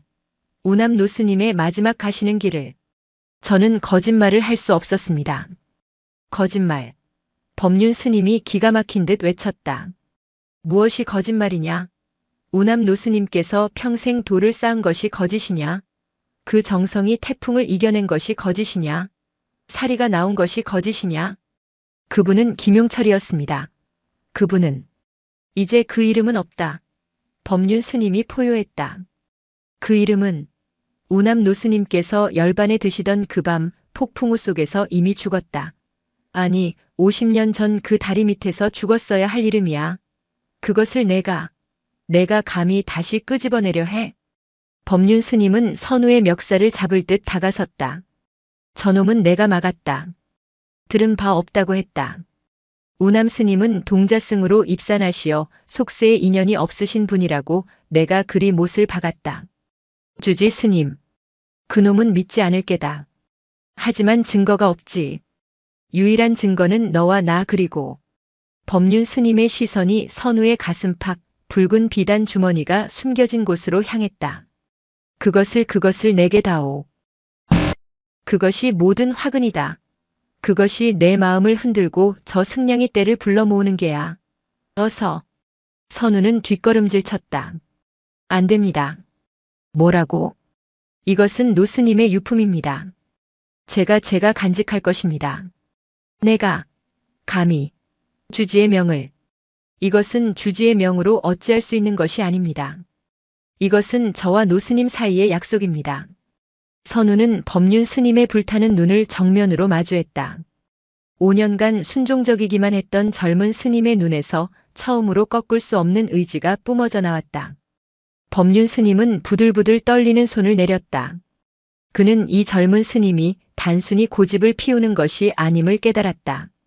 선우는 우남 노스님의 진실을, 그 고통을 스스로 계승해버린 것이었다. 좋다. 법륜 스님이 싸늘하게 돌아섰다. 내가 그것을 지키겠다면 지켜라. 하지만 명심해라. 그 순간부터 너는 더 이상 견실함의 스님이 아니다. 너는 저 탑의 신, 또 하나의 지방령일 뿐이다. 법륜 스님은 냉정하게 말을 마치고 자신의 천막으로 들어가 버렸다. 선우는 홀로 남았다. 뺨은 여전히 불탔지만 그보다 더 뜨거운 것이 가슴 속에서 치밀어 올랐다. 그는 거짓의 공모자가 되기를 거부했다. 그리고 그 대가로 그는 이 성지에서 완벽하게 고립되었다. 혹독했던 겨울이 물러가고 대각산의 진달래가 피기 시작했다. 폐허가 되었던 견실함의 마당은 지난 몇 달간의 상처를 기억하지 못한다는 듯 분주한 활기로 넘쳐났다. 성역화 불사는 생각보다 훨씬 거대했다. 만해사와 종단의 자본, 그리고 기적에 감화된 전국의 신도들이 보낸 시주금이 상상 이상의 속도로 모였다. 법륜 스님은 더 이상 낡은 천막에 머물지 않았다. 그는 산 아래 읍내에 임시 포교당 겸 불사 총괄 본부를 차리고 매일같이 설계사와 건설사 관계자들을 만나고 있었다. 견실함에는 중장비가 들어서는 길을 내기 위해 산허리가 깎여나갔고 이른 아침부터 굴착기가 흙을 파내는 굉음이 산사를 뒤흔들었다. 오늘은 그 거대한 불사의 시작을 알리는 기공식이 열리는 날이었다. 선우는 멀찍이서 그 광경을 지켜보았다. 마당은 평탄하게 다져졌고 그 위에는 하얀 천막과 수백 개의 의자가 놓였다. 견실함 역사상 가장 많은 인파가 몰려들었다. 지산 스님을 비롯한 종단의 높은 스님들, 지역구 국회의원과 시장, 그리고 값비싼 옷을 차려입은 대시주자들이 앞자리를 차지했다. 그 뒤로는 각지에서 버스를 대절해온 순례객들이 합장한 채 앉아 있었다. 조 연출가와 방송국 촬영기사들도 가장 좋은 자리를 잡고 이 역사적인 순간을 빠짐없이 담고 있었다. 법륜 스님은 말끔한 가사를 차려입고 단상에 올라 마이크를 잡았다. 그의 얼굴은 지난 겨울의 고뇌와 분노는 온데간데 없이 성스럽고 자비로운 미소로 가득 차 있었다. 오늘 우리는 이 대각산에 우남 노스님의 숭고한 정성과 원력이 깃든 터 위에 만중생의 귀처가 될 대가람을 세우는 첫 삽을 뜨게 되었습니다. 그의 연설은 유려했다. 그는 우남 스님의 기적과 태풍의 시련 그리고 그것을 이겨낸 불심을 완벽하게 하나로 엮어냈다. 사람들은 눈물을 훔치고 관세음보살을 외쳤다.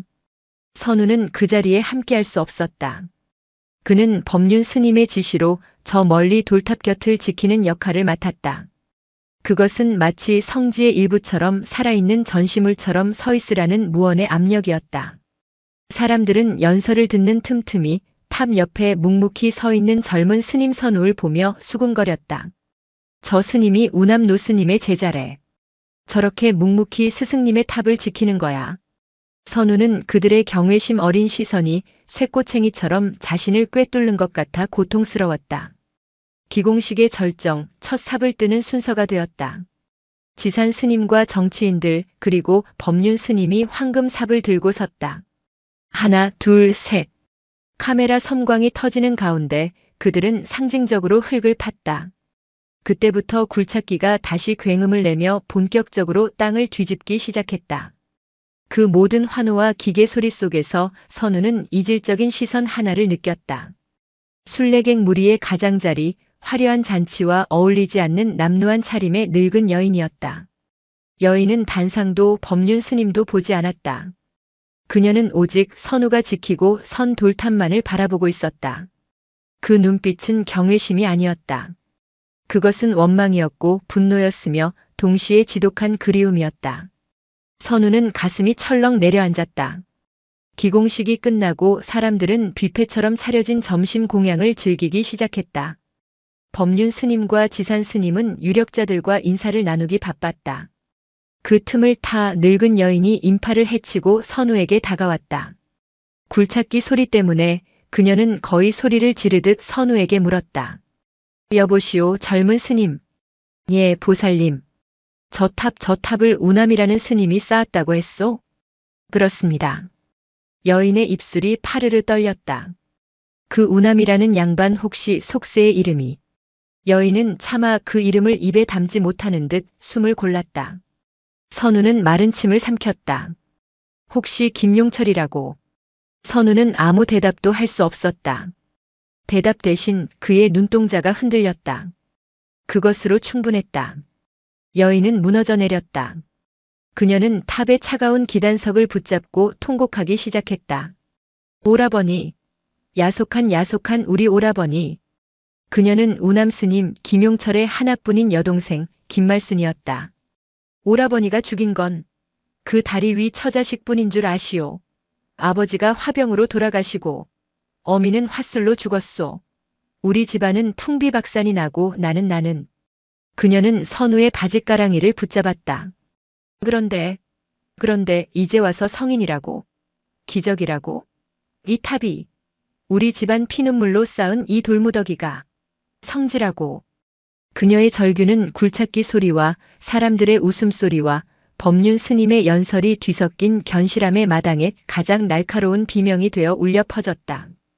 조 연출가가 이 광경을 놓치지 않고 카메라를 든 채 달려오고 있었다.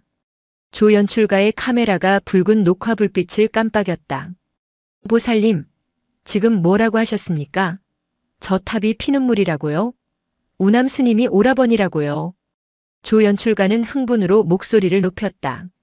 이것은 그가 그토록 찾아 헤매던 진실의 결정적인 증거였다. 비켜.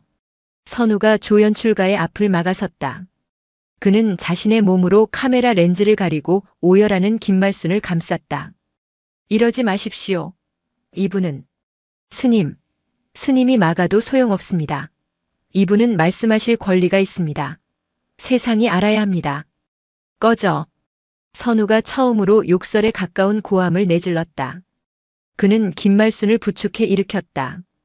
이 아수라장이 된 마당에서 유일하게 조용한 곳은 아직 철거되지 않은 선우의 작은 임시 천막뿐이었다. 이리 오십시오, 보살님. 선우는 김말순을 이끌고 자신의 거처로 피신했다. 조 연출가가 뒤쫓아왔지만 법륜 스님이 보낸 인부들이 그를 가로막았다. 법륜 스님 역시 멀리서 이 소동을 목격한 것이었다. 작은 천막 안 선우는 김말순에게 따뜻한 물 한 잔을 건넸다. 김말순은 한참을 더 울다가 겨우 숨을 골랐다. 스님은 알고 있었소? 그녀의 눈이 붉게 충혈되어 선우를 쏘아보았다. 선우는 말없이 자신의 승복 가슴 깊은 곳에 손을 넣었다. 그리고 낡을 대로 낡은 붉은 비단 주머니를 꺼냈다. 그는 주머니를 열어 빛바랜 흑백 사진과 깨진 거울 조각을 그녀의 손에 쥐어주었다. 김말순은 사진을 보는 순간 숨이 멎는 듯 했다. 이건 우리 새언니 그리고 조카미니. 그녀는 깨진 거울 조각을 만져보았다. 이건 어머님이 새언니한테 시집 올 때 주신 자개 거울. 그녀는 무너졌다. 그것은 오라버니 김용철의 흔적이 맞았다. 그 인간이 이걸 품고 살았단 말이오. 노스님은 돌아가시던 그 밤 폭풍우 속에서 이 모든 것을 고백하셨습니다. 선우는 그날 밤의 일을 김용철과 민희 그리고 무너지는 다리에 대한 노스님의 절박했던 참회를 빠짐없이 전했다. 김말순은 그 이야기를 들으며 분노와 슬픔이 뒤엉킨 표정을 지었다. 속죄라. 그녀가 차갑게 웃었다. 그 양반은 돌이나 쌓으면서 속죄를 했겠지. 그럼 남은 우리 몫은 뭐였소? 빚쟁이들한테 머리채 잡히고 살인자의 가족이라 손가락질 당하고 내 아버지는 돌아가실 때까지 용철이 이름만 부르다 눈을 감았소.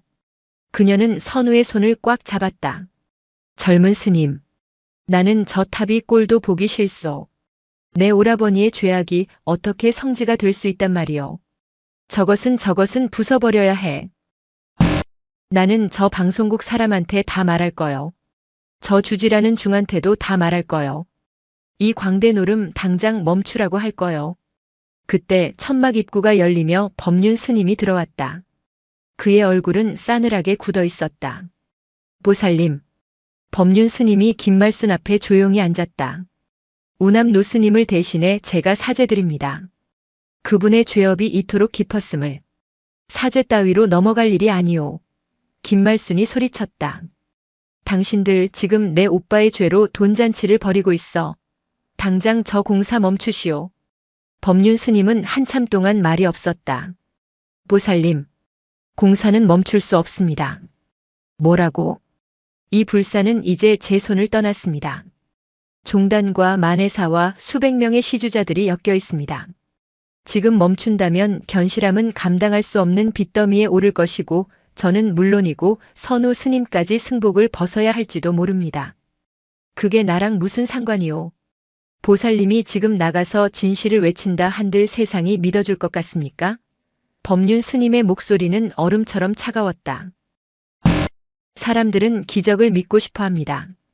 그들은 보살님을 성지에 숟가락 얹으려는 미친 노파 취급할 겁니다. 조연출가요? 방송국이 거대한 종단을 상대로 이길 수 있을 것 같습니까?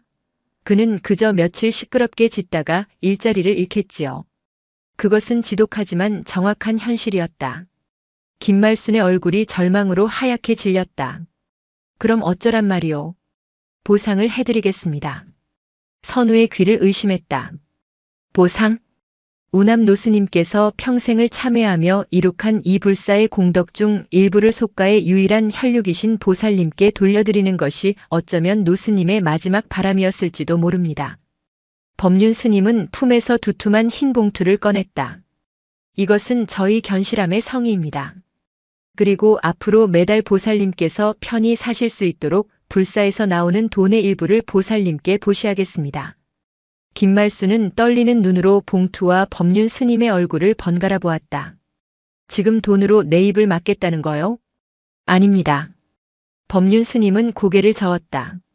이것은 입막음이 아닙니다.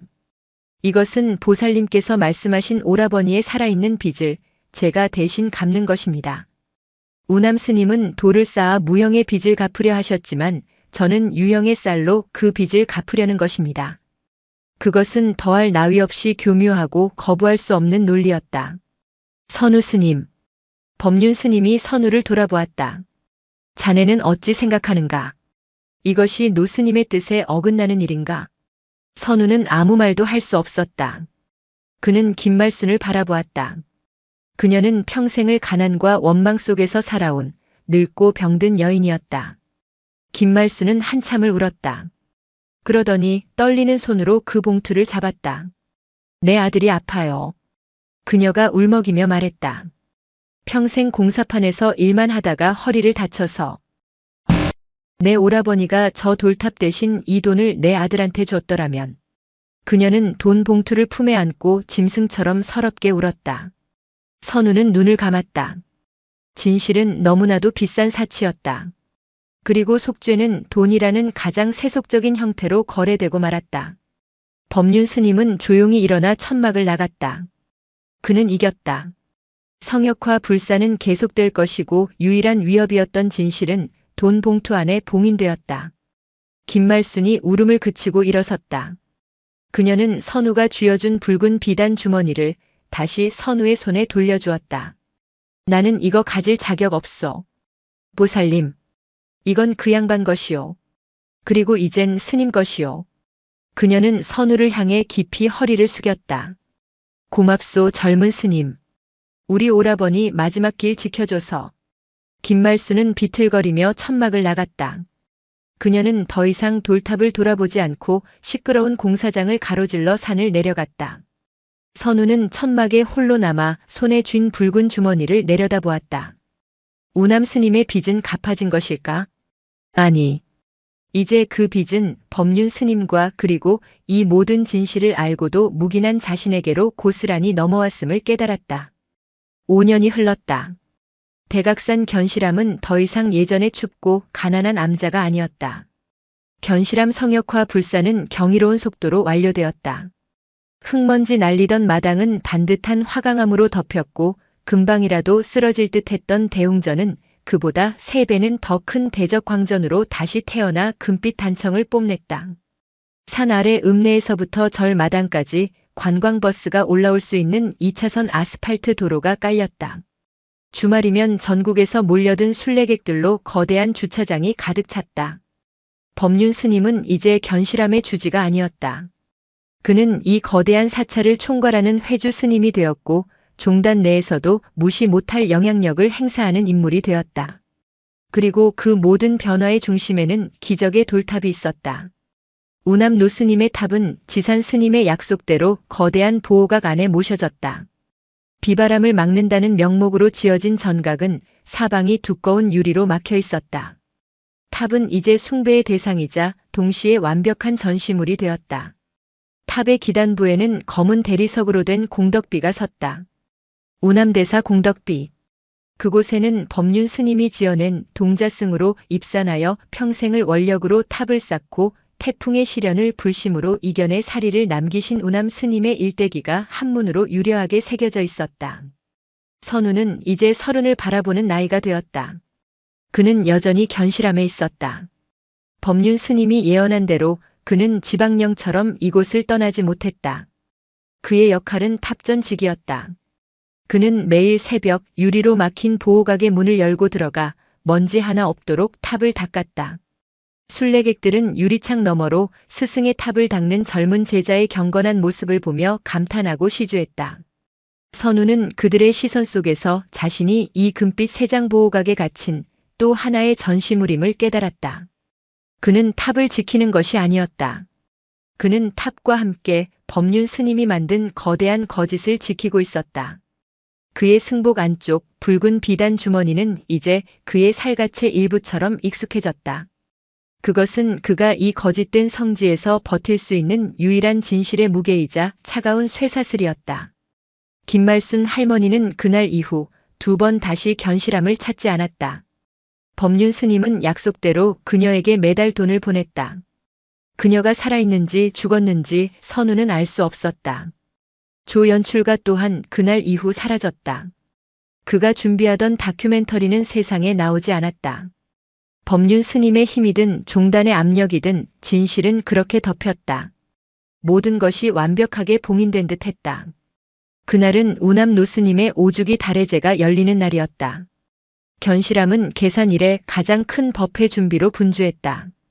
법륜 스님은 새로 지은 으리으리한 종무소에서 법회 식순을 챙기고 있었다. 회주 스님. 종무소의 젊은 행정 스님이 조심스럽게 입을 열었다. 아까부터 객실에 웬 손님 한 분이 스님을 꼭 뵙겠다고 기다리고 있습니다. 누구신데? 신원은 밝히지 않고 그냥 조 연출가라고만 전해달라고 했습니다. 법륜 스님의 얼굴이 순간 굳었다. 5년 만에 듣는 이름이었다. 법륜 스님은 잠시 생각에 잠겼다가 묵직하게 입을 열었다. 선우 스님을 부르게. 탑전에 있는 선우 스님을. 선우는 탑을 닦다 말고 호출을 받고 종무소 옆 객실로 향했다. 그곳에는 5년 전보다 수척해졌지만 눈빛만은 여전히 형형한 조 연출가가 앉아 있었다. 오랜만입니다, 선우 스님. 어인 일이십니까? 다큐멘터리는 결국 방송되지 못했습니다. 조 연출가가 쓴웃음을 지었다. 저는 방송국에서 쫓겨났지요. 지난 5년간 자유기고가로 근근히 먹고 살았습니다. 그동안 조사를 멈추지 않았습니다. 조 연출가는 가방에서 낡은 서류 봉투 하나를 꺼냈다. 김말순 할머니를 찾았습니다. 아니, 정확히는 할머니의 아드님을 만났지요. 할머니는 3년 전에 돌아가셨더군요. 선우의 가슴이 쿵 내려앉았다. 할머니는 법륜 스님에게 매달 돈을 받으셨더군요. 아들 병원비로 다 쓰셨답니다. 그리고 돌아가시기 직전에 이걸 남기셨습니다.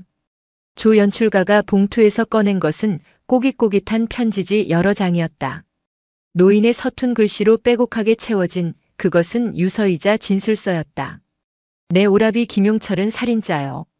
견실함의 기적은 다 거짓부렁이요. 내가 돈에 눈이 멀어 입을 닫았지만 죽어서라도 이원하늘.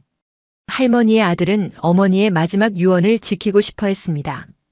저에게 이 편지를 주며 언젠가 꼭 진실을 밝혀달라고 했습니다. 선우는 떨리는 손으로 그 편지를 받아들 수 없었다. 이것만으로는 부족했습니다. 조 연출가가 말을 이었다. 이건 그저 한 노인의 원망으로 치부될 수 있으니까요. 결정적인 증거가 필요했습니다. 그의 시선이 선우의 가슴팍으로 향했다. 스님. 스님이 가진 그것. 붉은 비단 주머니. 그 안에 든 사진과 거울 조각. 그것이 이 모든 성지 서사를 무너뜨릴 유일한 열쇠입니다. 조 연출가는 자리에서 일어났다.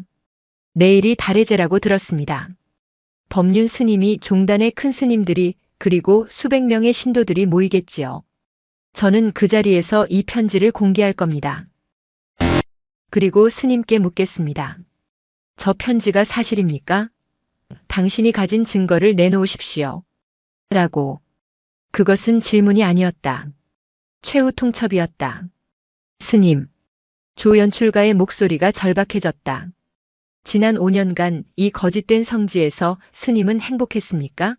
저 금빛 세장 안에서 탑을 닦는 것이 우남 노스님의 진짜 뜻을 기리는 일이었습니까? 우남 노스님은 평생을 고통받았습니다. 이제 그분의 영혼을 저 거짓된 탑에서 해방시켜 드려야 합니다. 그 열쇠는 스님이 쥐고 있습니다. 조 연출가는 봉투를 선우의 앞에 내려놓고 객실을 나갔다. 선우는 홀로 남아 김말순의 피 맺힌 유서와 자신의 가슴 속에 든 붉은 주머니의 무게를 동시에 느끼고 있었다. 법륜 스님의 방편은 5년의 세월을 버티지 못하고 썩어 문드러져 마침내 그 실체를 드러내려 하고 있었다. 우남 노스님의 오죽이 달해제 날이 밝았다. 견실함은 인산인해를 잃었다. 대적광전 앞마당은 전국에서 모인 신도들로 발 디딜 틈이 없었다. 법복을 차려입은 종단의 스님들과 정치인들이 앞자리에 앉았고 그 뒤로 수백, 수천의 눈이 단상을 향해 있었다. 법륜 회주 스님은 평소와 다름없이 자비로운 미소로 단상에 올라 우남 노스님의 공덕을 기리는 법어를 시작했다. 돌 하나의 원력을 싣고 그 원력이 모여 태풍을 이겨낸 기적의 탑은 선우는 그 모든 인파의 가장자리 보호각 입구에 서 있었다. 그의 역할은 언제나처럼 탑을 지키는 것이었다. 하지만 오늘 그의 표정은 돌처럼 굳어 있었다. 그의 눈은 법륜 스님이 아닌 저 멀리 신도들 무리 속에 섞여 있는 조 연출가를 향하고 있었다. 조 연출가는 작은 녹음기를 쥔 채 이 모든 광경을 지켜보고 있었다. 그는 선우와 눈이 마주치자 작게 고개를 끄덕였다. 때가 되었다는 신호였다. 선우는 자신의 가슴팍 붉은 주머니를 꽉 쥐었다. 심장이 미친 듯이 뛰었다. 그는 법륜 스님의 거짓된 왕국을 끝낼 수도 혹은 이대로 영원히 침묵할 수도 있었다. 법륜 스님의 법어가 절정으로 치달을 때였다. 이에 우리 사부대중은 우남 노스님의 숭고한 정성을 받들어. 거짓말. 그때 조 연출가가 인파를 해치고 뛰쳐나왔다. 그 모든 것은 거짓말입니다. 장내는 순식간에 얼어붙었다. 법륜 스님의 말이 멎었고 모든 시선이 조 연출가에게 향했다. 만해사에서 나온 건장한 종무원들이 그를 제지하려 달려들었다. 우남 스님의 속명은 김용철. 그는 성자가 아니라 부실공사로 처자식을 죽인 죄인입니다. 저놈을 막아라. 법륜 스님이 소리쳤다. 여기. 그분의 여동생이 피눈물로 남긴 유서가 있습니다. 조 연출가는 종무원들에게 붙들린 채 김말순의 편지를 하늘 높이 쳐들었다. 이 모든 성지는 한 남자의 죄책감 위에 세워진 거대한 사기극입니다. 신도들이 술렁이기 시작했다. 지산 스님을 비롯한 종단 스님들의 얼굴이 굳어졌다. 법륜 스님이 마이크를 잡고 외쳤다. 저자는 우리 불교를 음해하려는 사탄입니다. 우리 성지를 모독하는 저자를 당장 끌어내십시오. 선우 스님. 종무원들에게 입이 틀어막히기 직전 조 연출가가 선우를 향해 절규했다. 선우 스님. 당신이 증인입니다. 당신이 가진 그것을, 붉은 주머니를, 진실을 보여주십시오. 모든 시선이 수천의 눈이 일제히 선우에게로 향했다. 법륜 스님도 조 연출가도 신도들도 모두가 선우의 입을, 선우의 손을 주목했다. 선우는 그 자리에 얼어붙은 듯 서 있었다. 그는 법륜 스님을 바라보았다. 법륜 스님은 제발이라는 듯 애원과 협박이 뒤섞인 눈빛으로 고개를 젓고 있었다. 그는 조 연출가를 바라보았다. 그는 진실을 위해 모든 것을 건 남자의 절박한 눈을 보았다. 그리고 그는 유리창 너머 금빛 세장 안에 갇힌 우남 스님의 돌탑을 바라보았다. 무너지면 또 싸우면 되지. 아직 마음의 탑은 완성되지 않았다. 노스님의 목소리가 귓가에 울렸다. 선우는 천천히, 아주 천천히 보호각에 잠긴 문을 열었다. 선우야, 안 된다. 법륜 스님이 비명을 질렀다. 선우는 안으로 들어갔다. 신도들은 숨을 죽였다. 저 경건한 제자가 스승의 탑에 무슨 짓을 하려는 것인가? 선우는 탑 앞에 섰다. 그는 5년 전 자신이 마지막으로 메웠던 그 중심의 돌 앞에 섰다. 그는 망설이지 않았다. 그는 자신의 승복 가슴팍에서 낡은 붉은 비단 주머니를 꺼냈다. 사람들의 탄식이 터져나왔다. 조 연출가는 종무원들의 손을 뿌리치고 그 광경을 지켜보았다. 선우는 주머니를 높이 쳐들지 않았다. 그는 그것을 세상에 고발하지 않았다. 대신 그는 중심의 돌을 빼내기 시작했다. 단단하게 박힌 돌은 쉽게 빠지지 않았다. 그는 손톱이 부러지고 피가 날 때까지 돌틈을 파고들었다. 쿵! 마침내 돌이 빠지고 5년 전 우남 노스님의 유품이 들어있던 그 검은 구멍이 다시 모습을 드러냈다. 선우는 그 구멍을 바라보며 자신의 가슴 속에 있던 또 하나의 구멍을 보는 듯 했다. 그는 손에 쥔 붉은 비단 주머니를 천천히 그 구멍 속에 넣었다. 조 연출가의 눈이 커졌다. 그는 선우가 그것을 증거로 제시할 것이라 생각했지 다시 탑 안에 봉인하리라고는 상상도 못했다. 선우는 김말순의 유서 또한 조 연출가에게서 건네받아 조 연출가는 넋이 나간 채 그것을 건넸다. 비단 주머니와 함께 구멍 속에 넣었다. 그리고 그는 빼냈던 돌을 들어 다시 그 구멍을 막아버렸다. 쿵 하는 둔탁한 소리와 함께 김용철의 진실, 김말순의 원한, 그 모든 것은 다시 돌탑의 심장부로 돌아갔다. 선우는 피가 흐르는 손으로 합장했다. 장내는 물을 끼얹은 듯 조용했다. 수천의 대중은 이 기이하고도 엄숙한 의식에 압도되어 아무 말도 하지 못했다. 법륜 스님은 망연자실한 표정으로 주저앉았고 조 연출가는 모든 것을 잃은 사람처럼 허탈하게 서 있었다. 선우는 보호각에서 나와 단상으로 걸어갔다. 그는 법륜 스님의 손에서 마이크를 빼앗듯 넘겨받았다. 그는 잠시 숨을 골랐다. 그리고 피 묻은 손으로 마이크를 쥔 채 대중을 향해 입을 열었다. 여러분은 오늘 기적을 보러 오셨습니다. 그의 목소리는 스피커를 통해 대각산 전체에 울려 퍼졌다. 태풍에도 무너지지 않은 탑. 사리를 남기신 노스님의 정성. 그것을 보러 오셨습니다. 하지만 여러분이 본 것은 무엇입니까? 그는 조 연출가를 바라보았다. 저분이 말한 것은 모두 사실입니다. 신도들 사이에서 거대한 파문이 일었다.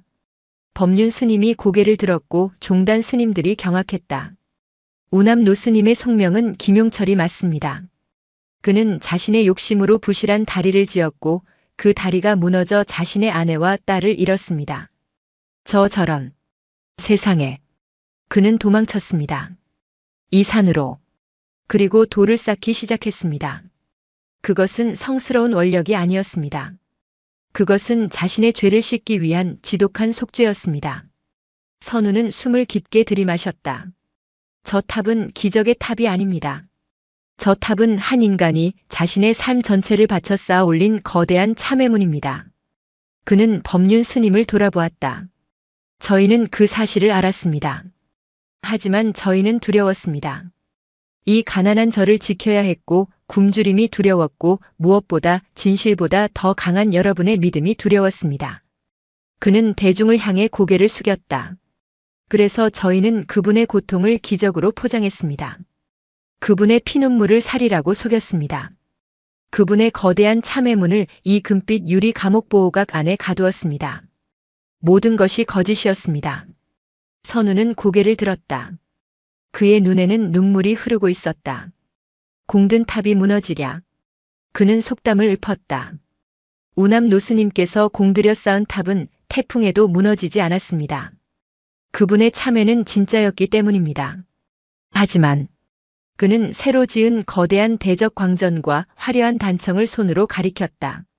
저희가 거짓으로 공들여 쌓은 이 성지라는 탑은 오늘 저 종이 한 장긴말순의 유서에 진실의 바람 한 줄기에 이렇듯 속절없이 무너져 내렸습니다. 장내는 침묵에 휩싸였다. 제가 방금 노스님의 유품과 그분의 마지막 혈육이 남긴 원망을 다시 탑 안에 봉인했습니다. 그것은 진실을 덮기 위함이 아닙니다. 선우는 탑을 돌아보며 말했다. 이제야말로 저 탑이 완성되었기 때문입니다. 노스님의 죄와 그 죄로 고통받은 이들의 원망, 그리고 그 모든 것을 지켜본 저의 참회까지 그 모든 진실이 하나가 되어 저 탑은 비로소 완성되었습니다. 선우는 마이크를 내려놓았다. 그는 단상에서 내려와 법륜 스님도 조 연출가도 신도들도 지나쳐 묵묵히 산문을 향해 걸어갔다. 그는 이 절에 처음 왔을 때처럼 아무것도 가지지 않은 채였다. 아무도 그를 잡지 못했다. 수천의 대중이 지켜보는 가운데 거짓의 성지는 그렇게 무너져 내렸다. 그 후 견실함은 오랫동안 사람들의 발길이 끊겼다. 성지는 순식간에 흉물이 되었다. 법륜 스님은 모든 직위에서 물러나 종단에서 징계를 받았고 어디론가 떠났다. 그가 마지막으로 견실함을 떠나기 전 거대한 보호각의 유리를 모두 철거하라고 명했다는 소문만 돌았다. 조 연출가는 그날의 모든 기록을 바탕으로 공든 탑이라는 제목의 다큐멘터리를 만들었다. 시청률은 높지 않았지만 올해의 기자상을 받았다. 그는 더 이상 자극적인 진실을 좇지 않고 인간의 고통과 속죄에 대한 깊은 이야기를 다루는 연출가가 되었다. 그리고 10년이라는 세월이 더 흘렀다. 대각산 견실함은 다시 사람들에게 잊힌 폐사지처럼 변해갔다. 화려했던 단청은 빛이 바래고 넓었던 마당에는 잡초가 자라기 시작했다. 그날 한 무리의 젊은 등산객들이 대각산을 오르다가 잡초가 우거진 견실함터에 들렀다. 그들은 거대한 대적광전의 텅 빈 법당을 지나 마당 구석에 홀로 서 있는 거대한 돌탑을 발견했다. 금빛 세장은 사라지고 십수년의 비바람을 다시 맞은 탑은 이끼가 끼고 세월의 때가 묻어 마치 처음부터 그 산의 일부였던 것처럼 보였다. 그리고 그 탑 앞에 한 산의 선우가 앉아 있었다. 그는 더 이상 승복을 입지 않은 40에 가까운 평범한 중년의 모습이었다. 그는 그저 묵묵히 탑 앞에 앉아 돌을 닦고 있었다. 우남 스님이 그랬던 것처럼. 젊은 등산객 중 하나가 그에게 물었다. 아저씨, 이 탑은 뭐예요? 무슨 문화재예요? 선우는 고개를 들어 10년 전의 자신처럼 젊은 그들을 바라보며 엷게 미소 지었다. 아닙니다. 그냥 어떤 사람이 평생 동안 쌓은 돌무더기입니다. 에이, 거짓말. 이렇게 큰데. 무슨 소원이라도 빌었나 봐요? 선우는 다시 돌을 닦으며 나직이 말했다. 소원이라기보다는 갚아야 할 빚이 많았던 사람이었지요. 빚이요? 네. 갚아도 끝이 없는 그런 빚. 선우는 돌을 닦던 손을 멈추고 탑의 가장 아래 첫 번째 돌을 가만히 쓸었다. 정성은 신앙보다 강합니다. 그는 혼잣말처럼 은조렸다. 믿음은 말로 짓는 것이 아니라 이렇게 손끝으로 쌓는 것이지요. 그리고 선우는 등산객들을 바라보며 우남 노스님도 법륜 스님도 하지 못했던 자신만의 마지막 교훈을 덧붙였다. 그렇게 쌓은 탑은 무너져도 괜찮습니다. 진실이라면 무너진 그 자리에서 다시 첫 번째 돌을 쌓을 용기만 있다면 그것으로 충분합니다. 젊은이들은 그 말의 깊은 뜻을 알지 못했지만 왠지 모를 숙연함에 고개를 끄덕였다. 그들이 떠난 뒤 선우는 다시 홀로 남아 탑의 돌을 닦기 시작했다. 대각산의 바람이 수만 개의 돌틈 사이를 지나며 마치 긴 세월의 노래처럼 낮게 울고 있었다. 영상이 마음에 드셨다면 구독과 좋아요, 댓글 부탁드립니다. 탁드립니다. 탁드립니다. 탁드립니다. 탁드립니다. 탁드립니다.